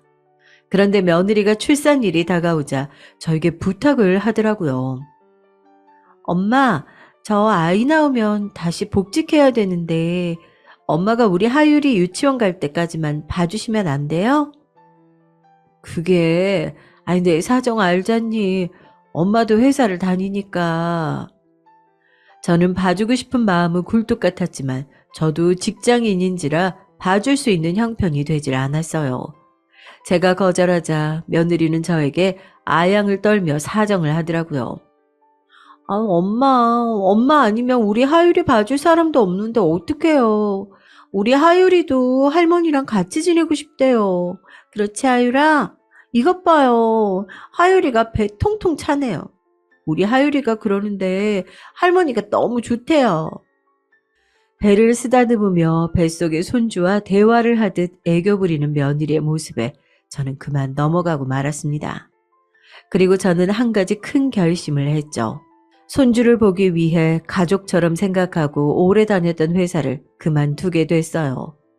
사실 사장님께서는 저한테 퇴직이 아닌 휴직 처리를 할 테니 아이가 어린이집 갈 때까지만 쉬다가 다시 돌아오라고 하셨지만 며느리는 최소 5년은 키워주길 바라는 눈치였고 저도 회사에 그렇게 오랫동안 민폐를 끼칠 수는 없다고 생각해서 사직서를 내게 됐습니다. 그렇게 그동안 잘 해주셨던 사장님께 마지막 인사를 드리고 회사를 떠났어요. 그리고 며느리가 예쁜 손녀딸을 출산한 후 주 5일을 아들네 집에 출근하기 시작했습니다. 평일에 아들 내외가 출근하기 전 아침 일찍 아들네 집에 가서 하루 종일 손주를 보다가 아들 내외가 퇴근하고 오면 같이 저녁을 먹고 저녁 먹은 후 며느리가 씻고 나오면 그때 손주를 넘겨주고 집에 돌아가는 일상이었어요. 사실 이 나이 먹고 아이를 보는 게 힘에 부치긴 했지만 퇴근하고 온 아들 며느리 부실하게 밥 먹는 게 싫어서 손주가 낮잠 자는 시간에 틈틈이 찬거리도 만들곤 했죠. 그렇게 하루 종일 아들네 집에서 있다가 집에 돌아오면 이미 깜깜해진 늦은 저녁이라 씻고 TV 조금 보다가 자면 하루가 마감됐습니다. 평일에 쉬는 날도 없이 무리해서 손주를 봐주다 보니까 주말에는 거의 시체처럼 누워만 있기 일쑤였죠. 어쩌면 회사 다닐 때보다도 훨씬 힘든 일상이었던 것 같아요. 하지만 그렇게 힘든 와중에도 손주만 보면 너무 예뻐서 저절로 발걸음이 아들네 집으로 향했던 것 같습니다. 아들 내외는 제가 아이도 봐주고 살림도 간간히 도와주는 걸 대단히 고맙게 생각하더라고요. 퇴근하고 온 아들은 밥 먹은 후 제 어깨를 주물러 주기도 하고 며느리는 여전히 애교를 부려가며 저한테 고마운 마음을 표현하곤 했어요. 엄마, 하율이 보느라고 바쁘신데 언제 이런 반찬은 다 하셨어요. 어머, 이거 진짜 둘이 먹다가 하나 죽어도 모를 정도로 맛있어요. 역시 우리 엄마 최고. 그래, 맛있니? 다행이구나. 많이들 먹어라. 며느리가 제가 만든 반찬이 너무 맛있다며 호들갑까지 떨어가며 칭찬해주니 저도 어깨가 으쓱하더라고요. 시어머니라면 질색팔색하고 싫어하는 며느리들도 많은데 우리 며느리는 그런 것도 없이 저를 너무 잘 따르고 좋아해 주니까 그렇게 예쁠 수가 없었습니다. 주변에서도 우리의 이런 관계를 신기해하더라고요. 보통 고부 갈등이 있기 마련인데 잘 지내는 관계가 참으로 보기 좋다면서요. 제 친구들도 며느리는 몇 번 본 적이 있었는데 시어머니 공경을 참 잘한다고 칭찬이 자자했습니다. 그렇게 나이가 들고 나니 어느 날 문득 홀로 아들을 키우며 힘든 때도 많았는데 이렇게 아들이 예쁜 세 식구를 둘이나 데려와 화목하게 지낼 수 있게 되니까 이제 제가 가진 모든 것을 이 아이에게 주어도 좋겠다는 생각이 들었어요. 그래서 몇 년이 지나 손녀딸이 유치원에 들어갈 때가 되자 저는 제가 가진 모든 재산을 이 아이들에게 주고 남은 여생을 지금처럼 행복하게 살기로 결심했습니다. 그런데 친구들은 이를 두고 조금 반대를 하더라고요. 예, 아유 요즘 얼마나 흉흉한 일들이 많은데 뭐 그런 큰 결정을 해. 조금 있다가 넘겨. 아, 뭘 벌써부터 넘기려고 해. 그러게나 말이다.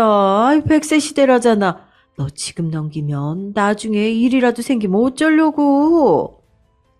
허나 전 애초에 친구들의 말을 그냥 흘려 넘기곤 했어요. 내 며느리고 내 아들인데 당연히 내가 더 잘한다고. 나한테 얼마나 잘하는 애들인데 하면서요. 친구들도 직접 며느리 행실을 보긴 했던 터라 더 말을 잇지 못하더라고요. 지금은 그때의 제 행동을 무척이나 후회하지만 그땐 그만큼 아이들을 끔찍이 믿었습니다. 저는 하루 나를 잡아 아들 내외를 앉혀두고 말했어요. 난 너희가 이렇게 행복하게 사는 걸 보니 이제 죽어도 여한이 없다. 내가 가진 재산 그렇게 많지는 않다만 어차피 죽으면 너희한테 물려줄 거 좀 더 일찍 물려주면 너희도 편하지 않겠니? 한 살이라도 젊을 때 돈 있어야 고생을 덜 하고 살지. 나는 나이 먹고 어디다가 쓸 데도 없다. 정말이에요, 엄마? 세상에 뭐라 말해야 할지 모르겠어요. 너무 감사해요. 제 말에 놀라는 아들 내외에게 저는 제가 살던 집과 그동안 모아둔 예금과 적금 그리고 퇴직금이 들어있는 통장까지 전부 다 주겠다고 말했습니다. 나에게는 가끔 커피나 사 먹을 용돈 정도만 주면 되니까 이참에 너희들과 같이 살게 해달라고 하면서요. 그러자 아들과 며느리는 감격해서 고개를 세차게 끄덕이더군요. 엄마, 당연히 제가 모시고 살아야죠. 우리 하율이랑 다 같이 행복하게 살아요. 며느리가 망설이지도 않고 미소를 한가득 머금고 말하더라고요. 사실 아들네에게 말하기 전부터 혹시나 합가를 거부하면 어쩌나 하는 걱정에 가슴 언저리가 막힐 듯 갑갑했는데 며느리가 저렇게 말해주니까 속 시원하고 가슴이 뻥 뚫린 느낌이었습니다. 저는 아들보다도 며느리에게 너무 고마워서 며느리의 손을 잡고 고맙다 고맙다 하고 연신 말했어요. 그리고 그 이후 저는 아들네 집에서 생활을 하게 됐죠. 사실 그 전에도 잠만 집에 가서 잤지 평일에 5일 내내 아들네 집에서 생활했기 때문에 별반 달라질 건 없더라고요. 그래도 이제는 손녀딸이 유치원에 가니 낮에는 시간이 좀 생겨서 청소며 빨래며 집안일을 좀 더 도와줄 수 있게 됐죠. 손녀딸도 아기 때부터 제 품에서 컸다 보니까 저를 잘 따르고 좋아했습니다. 밤에 할머니랑 같이 자고 싶다고 땡깡을 부릴 때에는 그렇게 예쁠 수가 없었어요. 그렇게 저는 하루하루 아들 손주와 함께 행복한 나날을 보냈습니다. 그런데 합가한 지 1년 정도 지났을 즈음부터 며느리가 슬슬 변하기 시작했어요. 제가 낮에 몸이 안 좋아서 집안일을 해놓지 못하면 퇴근하고 온 며느리가 짜증을 내곤 했습니다. 엄마, 빨리 안 해놓으면 어떡해요? 내일 출근할 때 입고 갈 옷도 없는데. 오늘 야근하고 와서 피곤해 죽겠구만. 일하는 사람 생각도 좀 해요. 그게 내가 하려고 했는데, 오늘 하루 종일 청소하느라고 정신이 없었어. 그걸 지금 변명이라고 하는 거예요? 정말 내가 미치고 팔짝 뛰겠네. 얼른 해요. 며느리가 날선 목소리로 저에게 짜증을 낼 때면 저는 괜히 미안한 마음에 아픈 몸을 이끌고 집안일을 마저 하곤 했습니다. 저도 30년 가까이 직장 다녀봐서 알지만 퇴근하고 집에 와서 쉬고 싶은데 집안일까지 해야 되면 얼마나 그게 스트레스인가요? 집에서 쉬는 제가 하나라도 더 해야죠. 저는 그저 아들 내외 사는데 불편함이 없도록 이 한 몸 보탬이 될 수 있다면 그것만으로도 바랄 게 없었습니다. 그런데 처음에는 며느리가 짜증이 잦아지길래 요즘 회사에서 스트레스 받는 일이 많은가 보다 하고 생각했습니다. 아니면 저랑 같이 살다 보니 정말로 저를 엄마처럼 편하게 생각해서 그러는 것 같기도 했고요. 어느 쪽이든 간에 이 정도는 감당할 수 있는 수준이니 최대한 며느리의 기분을 맞춰주고자 했어요. 하지만 얼마 지나지 않아 왠지 모르게 저를 하대하는 느낌이 들기 시작하자 기분이 조금 이상하더라고요. 그리고 하루는 주말에 다 같이 점심을 먹을 때였어요. 제가 음식을 다 해놓고 며느리와 같이 상을 차리는데 분명히 새로 밥을 했음에도 불구하고 며느리가 제 밥만 찬밥을 떠놓는 게 아니겠어요? 물론 평소에 밥을 하면 남은 찬밥이 아까워서 제가 먹곤 했지만 대놓고 저에게만 찬밥을 주니 조금 어리둥절했습니다. 그 후 이런 상황이 몇 번 반복되자 이상한 낌새를 눈치챈 제가 손녀딸에게 말을 거는 척하면서 은근슬쩍 말을 꺼내봤어요. 아이고 하율아, 할머니는 밥이 차가워서 못 먹겠다. 그러자 며느리가 무심한 말투로 이렇게 말하더군요. 엄마 원래 찬밥 좋아하시잖아요. 찬밥 버리기 아까운데 그냥 드세요. 아니면 데워드려요? 아니다. 됐다. 굳이 새밥도 아닌 찬밥을 데워주겠다는데 며느리의 말에 기분이 상했지만 됐다고 하고선 찬밥을 꾸역꾸역 먹었어요. 그리고 그 이후에도 며느리가 식사 때마다 저에게 찬밥을 줬지만 저는 굳이 새밥을 떠와 먹곤 했습니다. 제가 찬밥을 놔두고 새밥을 떠오면 며느리가 기분 나쁜 눈초리로 쳐다봤죠. 그리고선 쿵쿵거리며 찬밥을 싱크대에 쏟아붓고 씩씩거렸어요. 내가 먹는 밥이 그렇게 아까운가 하는 생각에 서러웠지만 티내지 않으려고 노력했습니다. 며느리는 아마 언젠가부터 제가 쓰는 돈, 제가 먹는 밥, 제가 쓰는 물건 등 모든 것이 아깝다고 느껴졌었나 봐요. 머리를 감을 때에는 샴푸를 한 번만 자라는 둥, 낮에 집에 혼자 있을 때에는 보일러를 켜지 말라는 둥, 유독 제가 쓰는 것에만 아껴 쓰자며 잔소리를 해댔습니다. 특히 어느 날은 제가 보일러를 좀 켰다는 이유로 요즘 난방비 폭탄인 거 알죠? 두꺼운 옷 입고 계시면 되는데 도대체 무슨 정신으로 보일러를 이 오랜 시간 트신 거예요? 아니, 제정신이세요? 아니면 돈이 썩어 남아 돈다고 생각하시는 거예요? 지금 돈 한 푼 아끼려고 저는 이렇게 발 동동 구르는데 어머님 뭐냐고요? 기가 차더라고요. 예, 내가 잠깐 잠이 들었다. 그래서 미처 끄질 못했어. 이게 그리 큰 잘못이니? 그리고 니들이 뭐가 돈이 부족하다고 내가 준 게 있는데. 어머, 생색내시는 거예요, 지금? 그 돈 준 것 좀 가지고? 그날의 싸움으로 전 한 달간 며느리와 냉전 상태에 들어갔고 나중에 아들이 중재해서 겨우 화해했습니다. 그런데 참 서럽더군요. 겨울이면 지들 외투는 두세 벌씩 사면서도 저는 10년이 된 패딩 하나로 버티게 했고요. 여름에는 노인네가 뭔 더위를 타냐며 에어컨도 못 켜게 했습니다. 심지어 여기서 더 서러웠던 건 며느리가 지 엄마한테 그렇게 하는데도 아들내미는 본척 만척 신경도 안 쓰더라고요. 얘야, 내가 솔직히 좀 힘들다. 잔소리가 보통이 아니야. 내가 이 나이 들어서 저런 잔소리 듣고 있어야겠니? 네가 아들이면 중재를 좀 해다워, 응? 엄마, 뭐 그 사람 말 틀린 거 있나? 뭐야? 그렇잖아요. 나도 저 사람도 돈 버느라 힘드니까 엄마한테 그냥 속풀이 좀 하는 거 가지고 나이 드신 양반이 이해 좀 해주면 되지. 왜 그런 걸로 삐져요, 삐지긴. 그냥 엄마가 이해해. 엄마가 이해하면 모두 다 편할걸. 참, 엄마도 쪼잔스럽네. 맥없이 저런 말을 듣고 있는데 참 자식 키운 세월이 참 더덥고 보람없게 느껴지더라고요. 내가 저 아들을 키우면서 행복했던 시절이 컸기에 허망함도 그만큼 더 컸던 것 같습니다. 그리고 문제가 하나 더 생겼죠. 처음에 합가하면서 제가 얘기했던 용돈, 그것도 날이 갈수록 액수가 적어졌습니다. 어차피 저도 어디 막 나가서 돌아다니는 성격도 아니고 집에 있는 날이 많으니 돈 쓸 일이 많지 않아 큰 돈을 바라진 않았어요.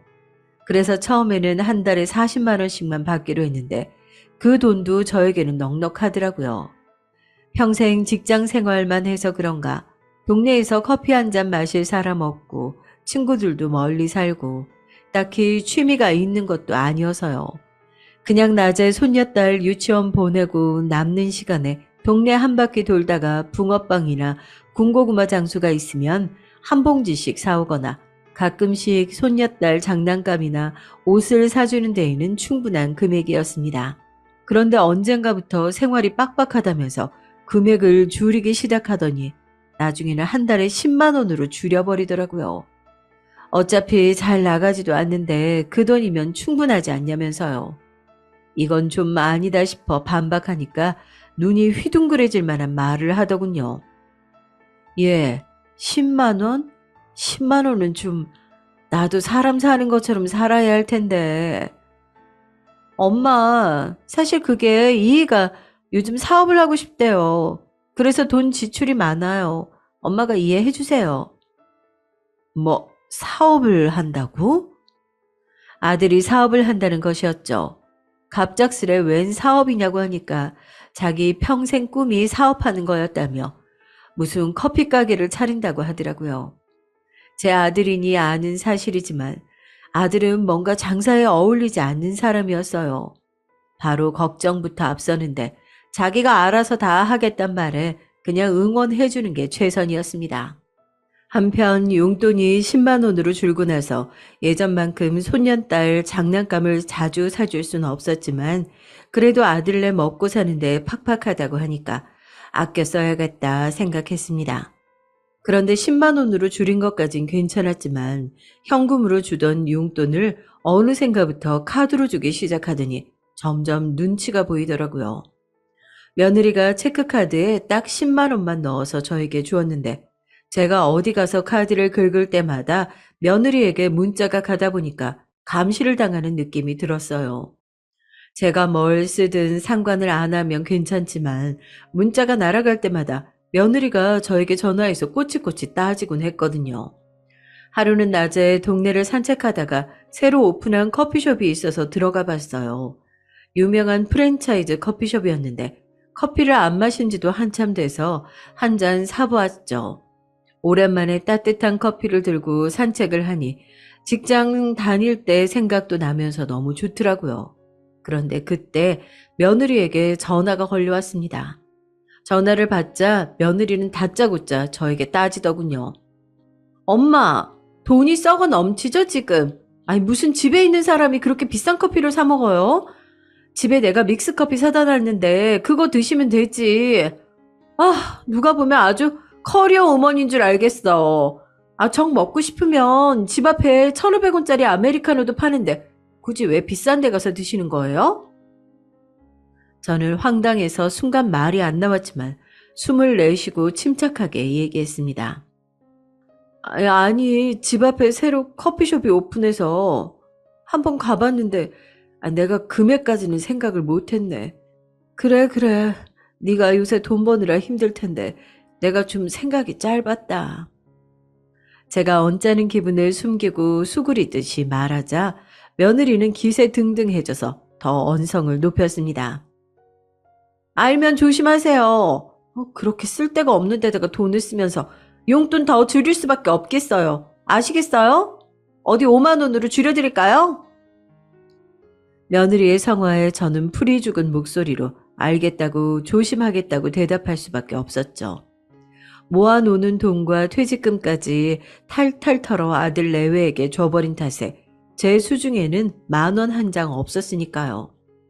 더군다나 언젠가부터 용돈 외에는 일절 저에게 돈을 쓰지 않는 아들 내외 때문에 사소한 병원비 진료 같은 것도 최대한 용돈으로 해결해야 했는데 이런 상황에서 괜히 며느리의 심기를 건드렸다간 제 삶만 더 힘들어질 뿐이었어요. 그리고 며느리는 제가 쓰는 병원비도 아까워했기 때문에 저는 항상 감기에도 걸리지 않도록 조심했습니다. 30여 년 전 아들을 낳았을 때 산후조리도 하지 못하고 시집살이에 고생만 한 탓에 무릎이며 허리며 성한 곳이 없었지만 물리치료를 다니고 싶어도 말하기에도 눈치가 보여서 꾹꾹 참기만 했어요.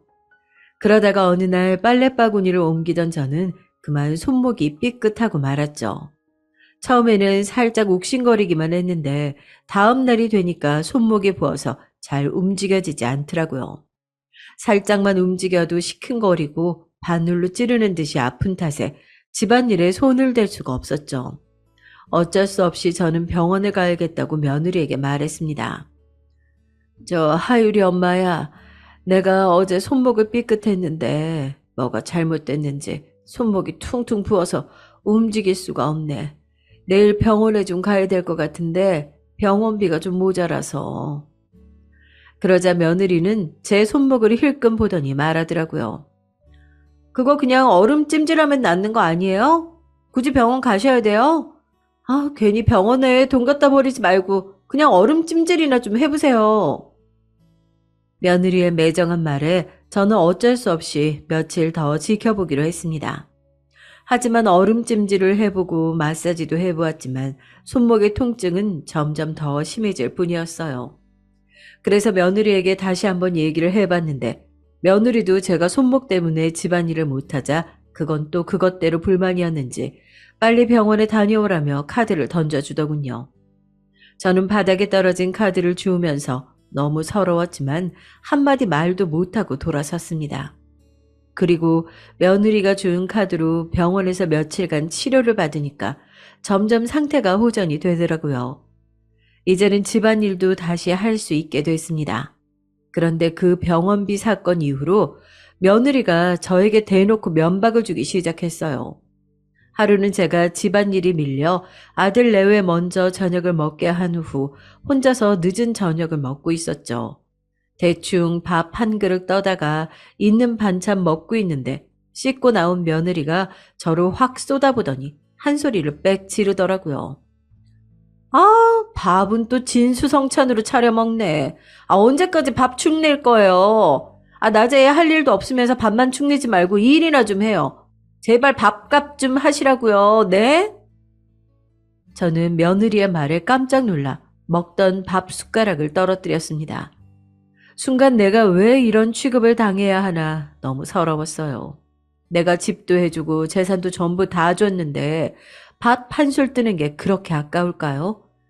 분명 예전에는 애교도 많고 이쁜 짓도 많이 하던 며느리였는데 지금은 그저 저를 식충이로만 보고 경멸하는 그런 사람이 되어 있었습니다. 저는 목에 뭐가 콱 막힌 듯 넘어가지 않던 밥을 치우고 자리에서 일어났어요. 밥값이라고 했니? 밥값 충분히 하지 않았니? 내가 사준 집에서 내가 가정부 노릇하며 이날 이때껏 살고 있는데 이 정도도 부족해?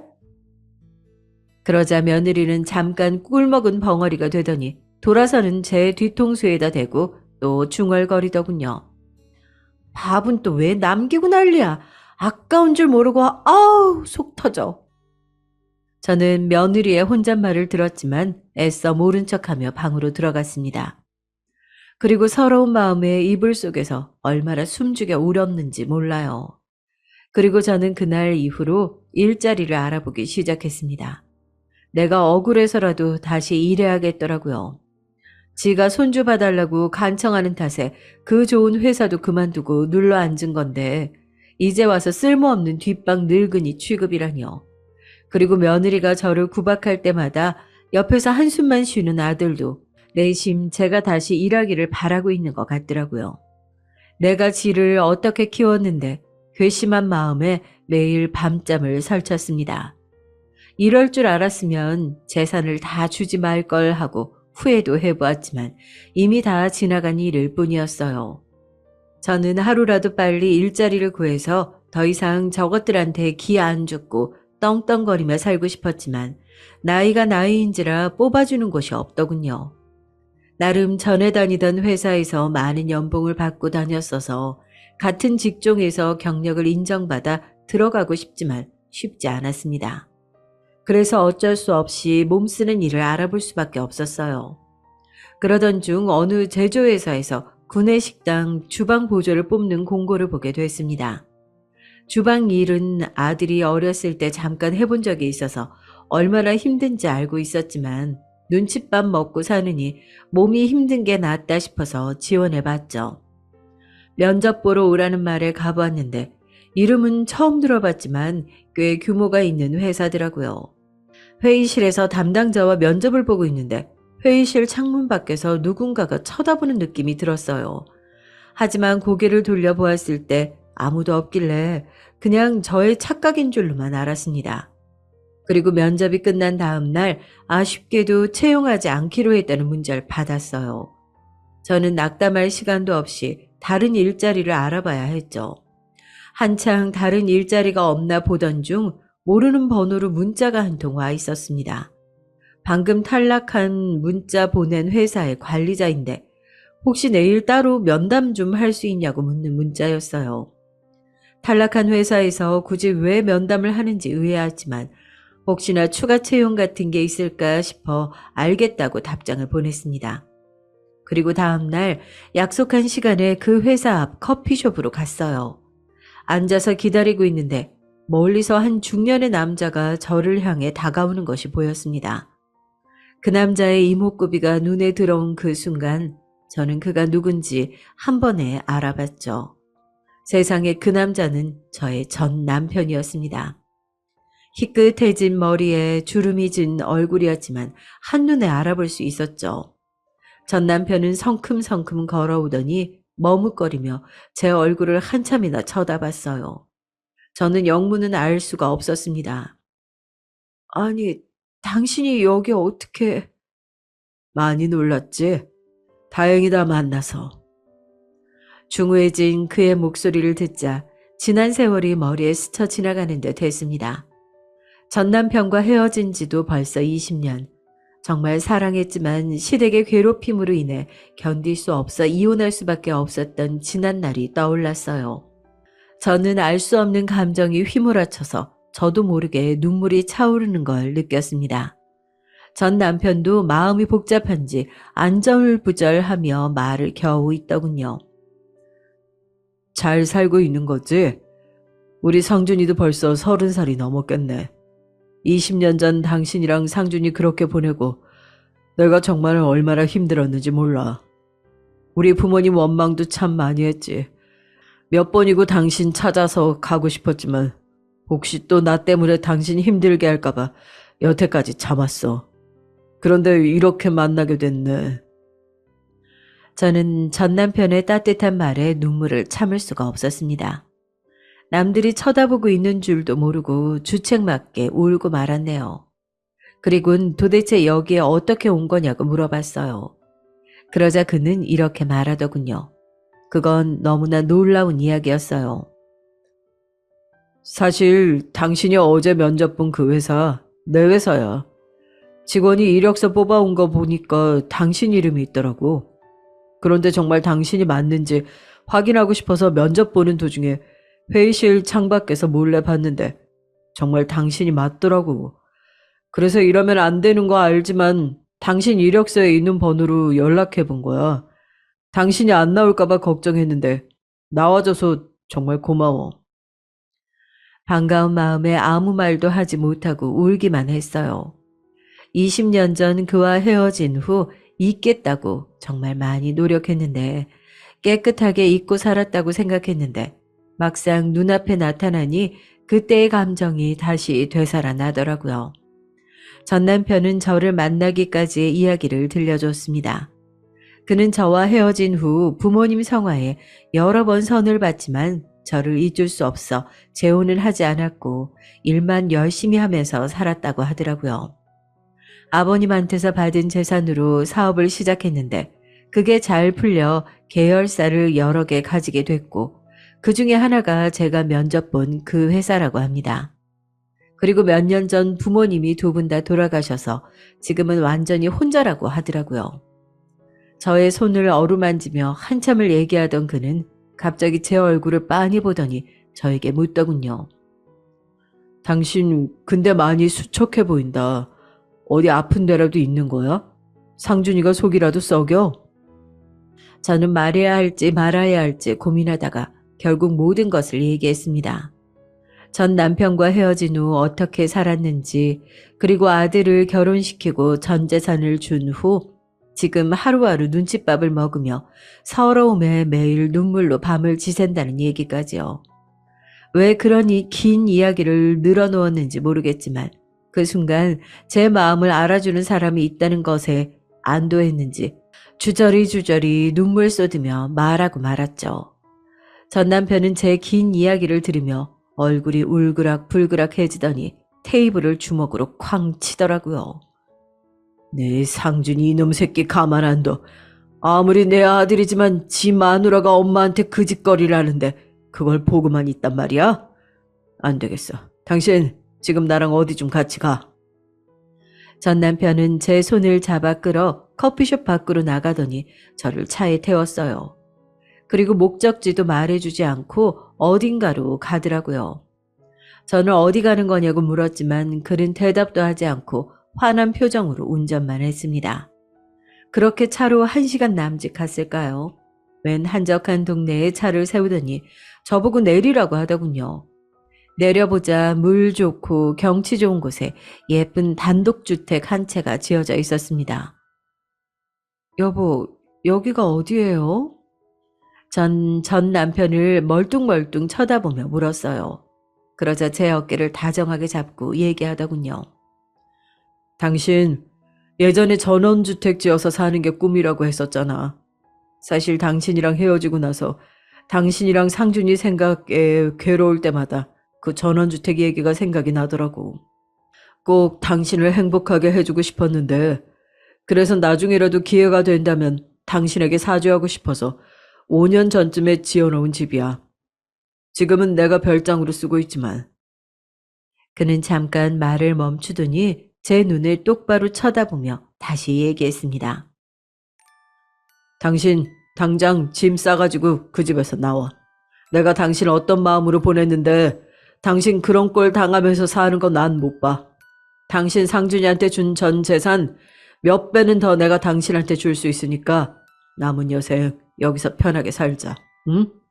이제 당신 괴롭히던 우리 부모님도 안 계시잖아. 상준이 그놈은 내가 버릇을 단단히 고쳐놓을 테니까 걱정하지 말고.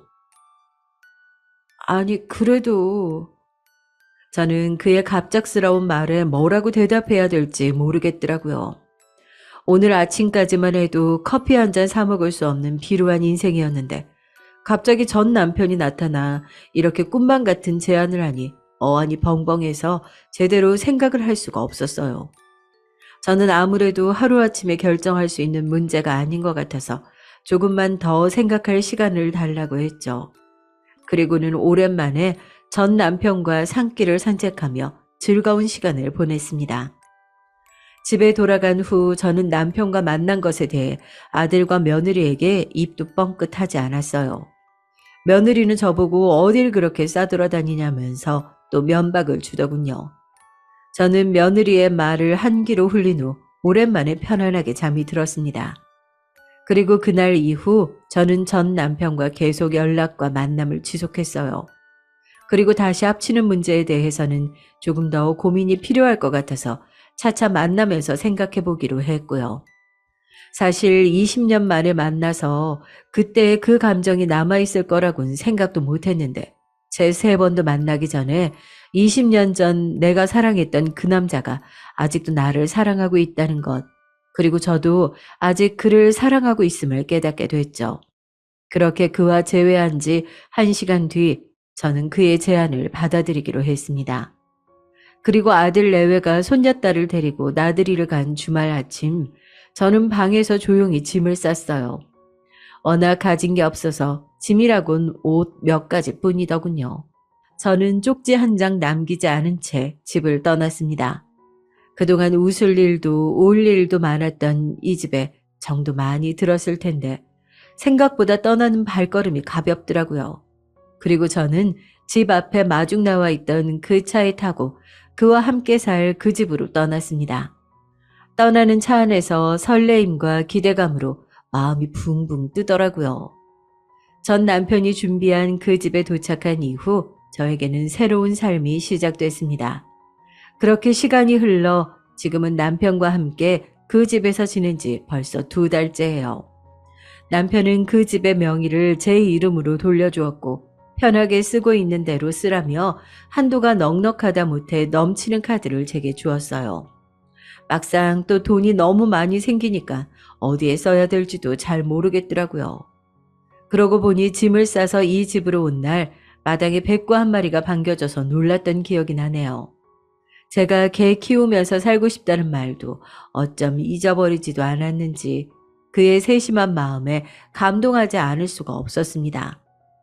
집은 또 얼마나 아늑하게 꾸며놨는지 소파에 앉아 책만 읽고 있어도 따뜻한 햇살에 스르르 잠이 들 것 같은 기분이었어요.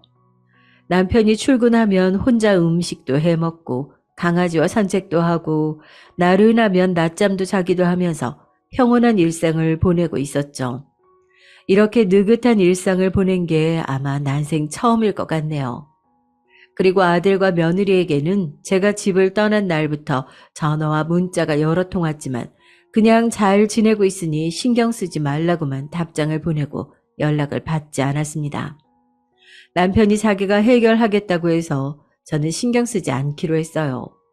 남편은 이후에 따로 아들을 만나서 그간에 있었던 이야기를 해주고 혹시나 내 재산을 노리고 있거든 네가 정신 차리기 전엔 국물도 없으니까 그렇게 알라고 했다네요. 돈독 오른 며느리는 20년 만에 나타난 시아버지가 부자라는 사실을 알고선 어떻게든 저한테 잘 보이려고 요즘 난데없이 애정 있는 말투로 문자를 보내곤 했어요. 엄마, 며느리 안 보고 싶어요? 난 엄마가 너무 보고 싶은데. 너랑 볼 일 없다. 연락하지 말아라. 네, 제가 이 여우짓에 2번 속나요. 나중에 손녀딸에게 해줬으면 해줬지 며느리에겐 무엇을 더 해주는 일은 앞으로 절대 없을 겁니다. 솔직히 남편이 아들에게 언제까지 매정하게 대할지 저는 잘 모르겠어요. 겉으로는 매정하게 대하지만 그래도 20년 만에 만난 아들이라고 속으로는 가슴 아파하는 게 보이더라고요. 혹시 조만간 남편이 마음이 약해져 아들에게 떡하니 재산을 준다고 해도 남편의 재산이니 제가 왈가왈부할 수는 없겠죠. 저는 그저 제가 그 집으로부터 벗어날 수 있게 된 것만으로도 너무 감사하고 만족합니다. 남편은 어쩌면 저에게는 백마탄 왕자님인지도 모르겠어요. 불행한 삶으로부터 저를 구해주었으니까요. 이런 제 이야기 정말 드라마에 나올 법하지 않나요? 저도 가끔 이게 꿈인지 생신지 헷갈린답니다. 그럼 제 이야기는 여기서 마치도록 할게요. 여러분의 인생에도 드라마 같은 기적이 일어나길 바라면서 글을 마무리하겠습니다. 행운 가득한 하루 되세요.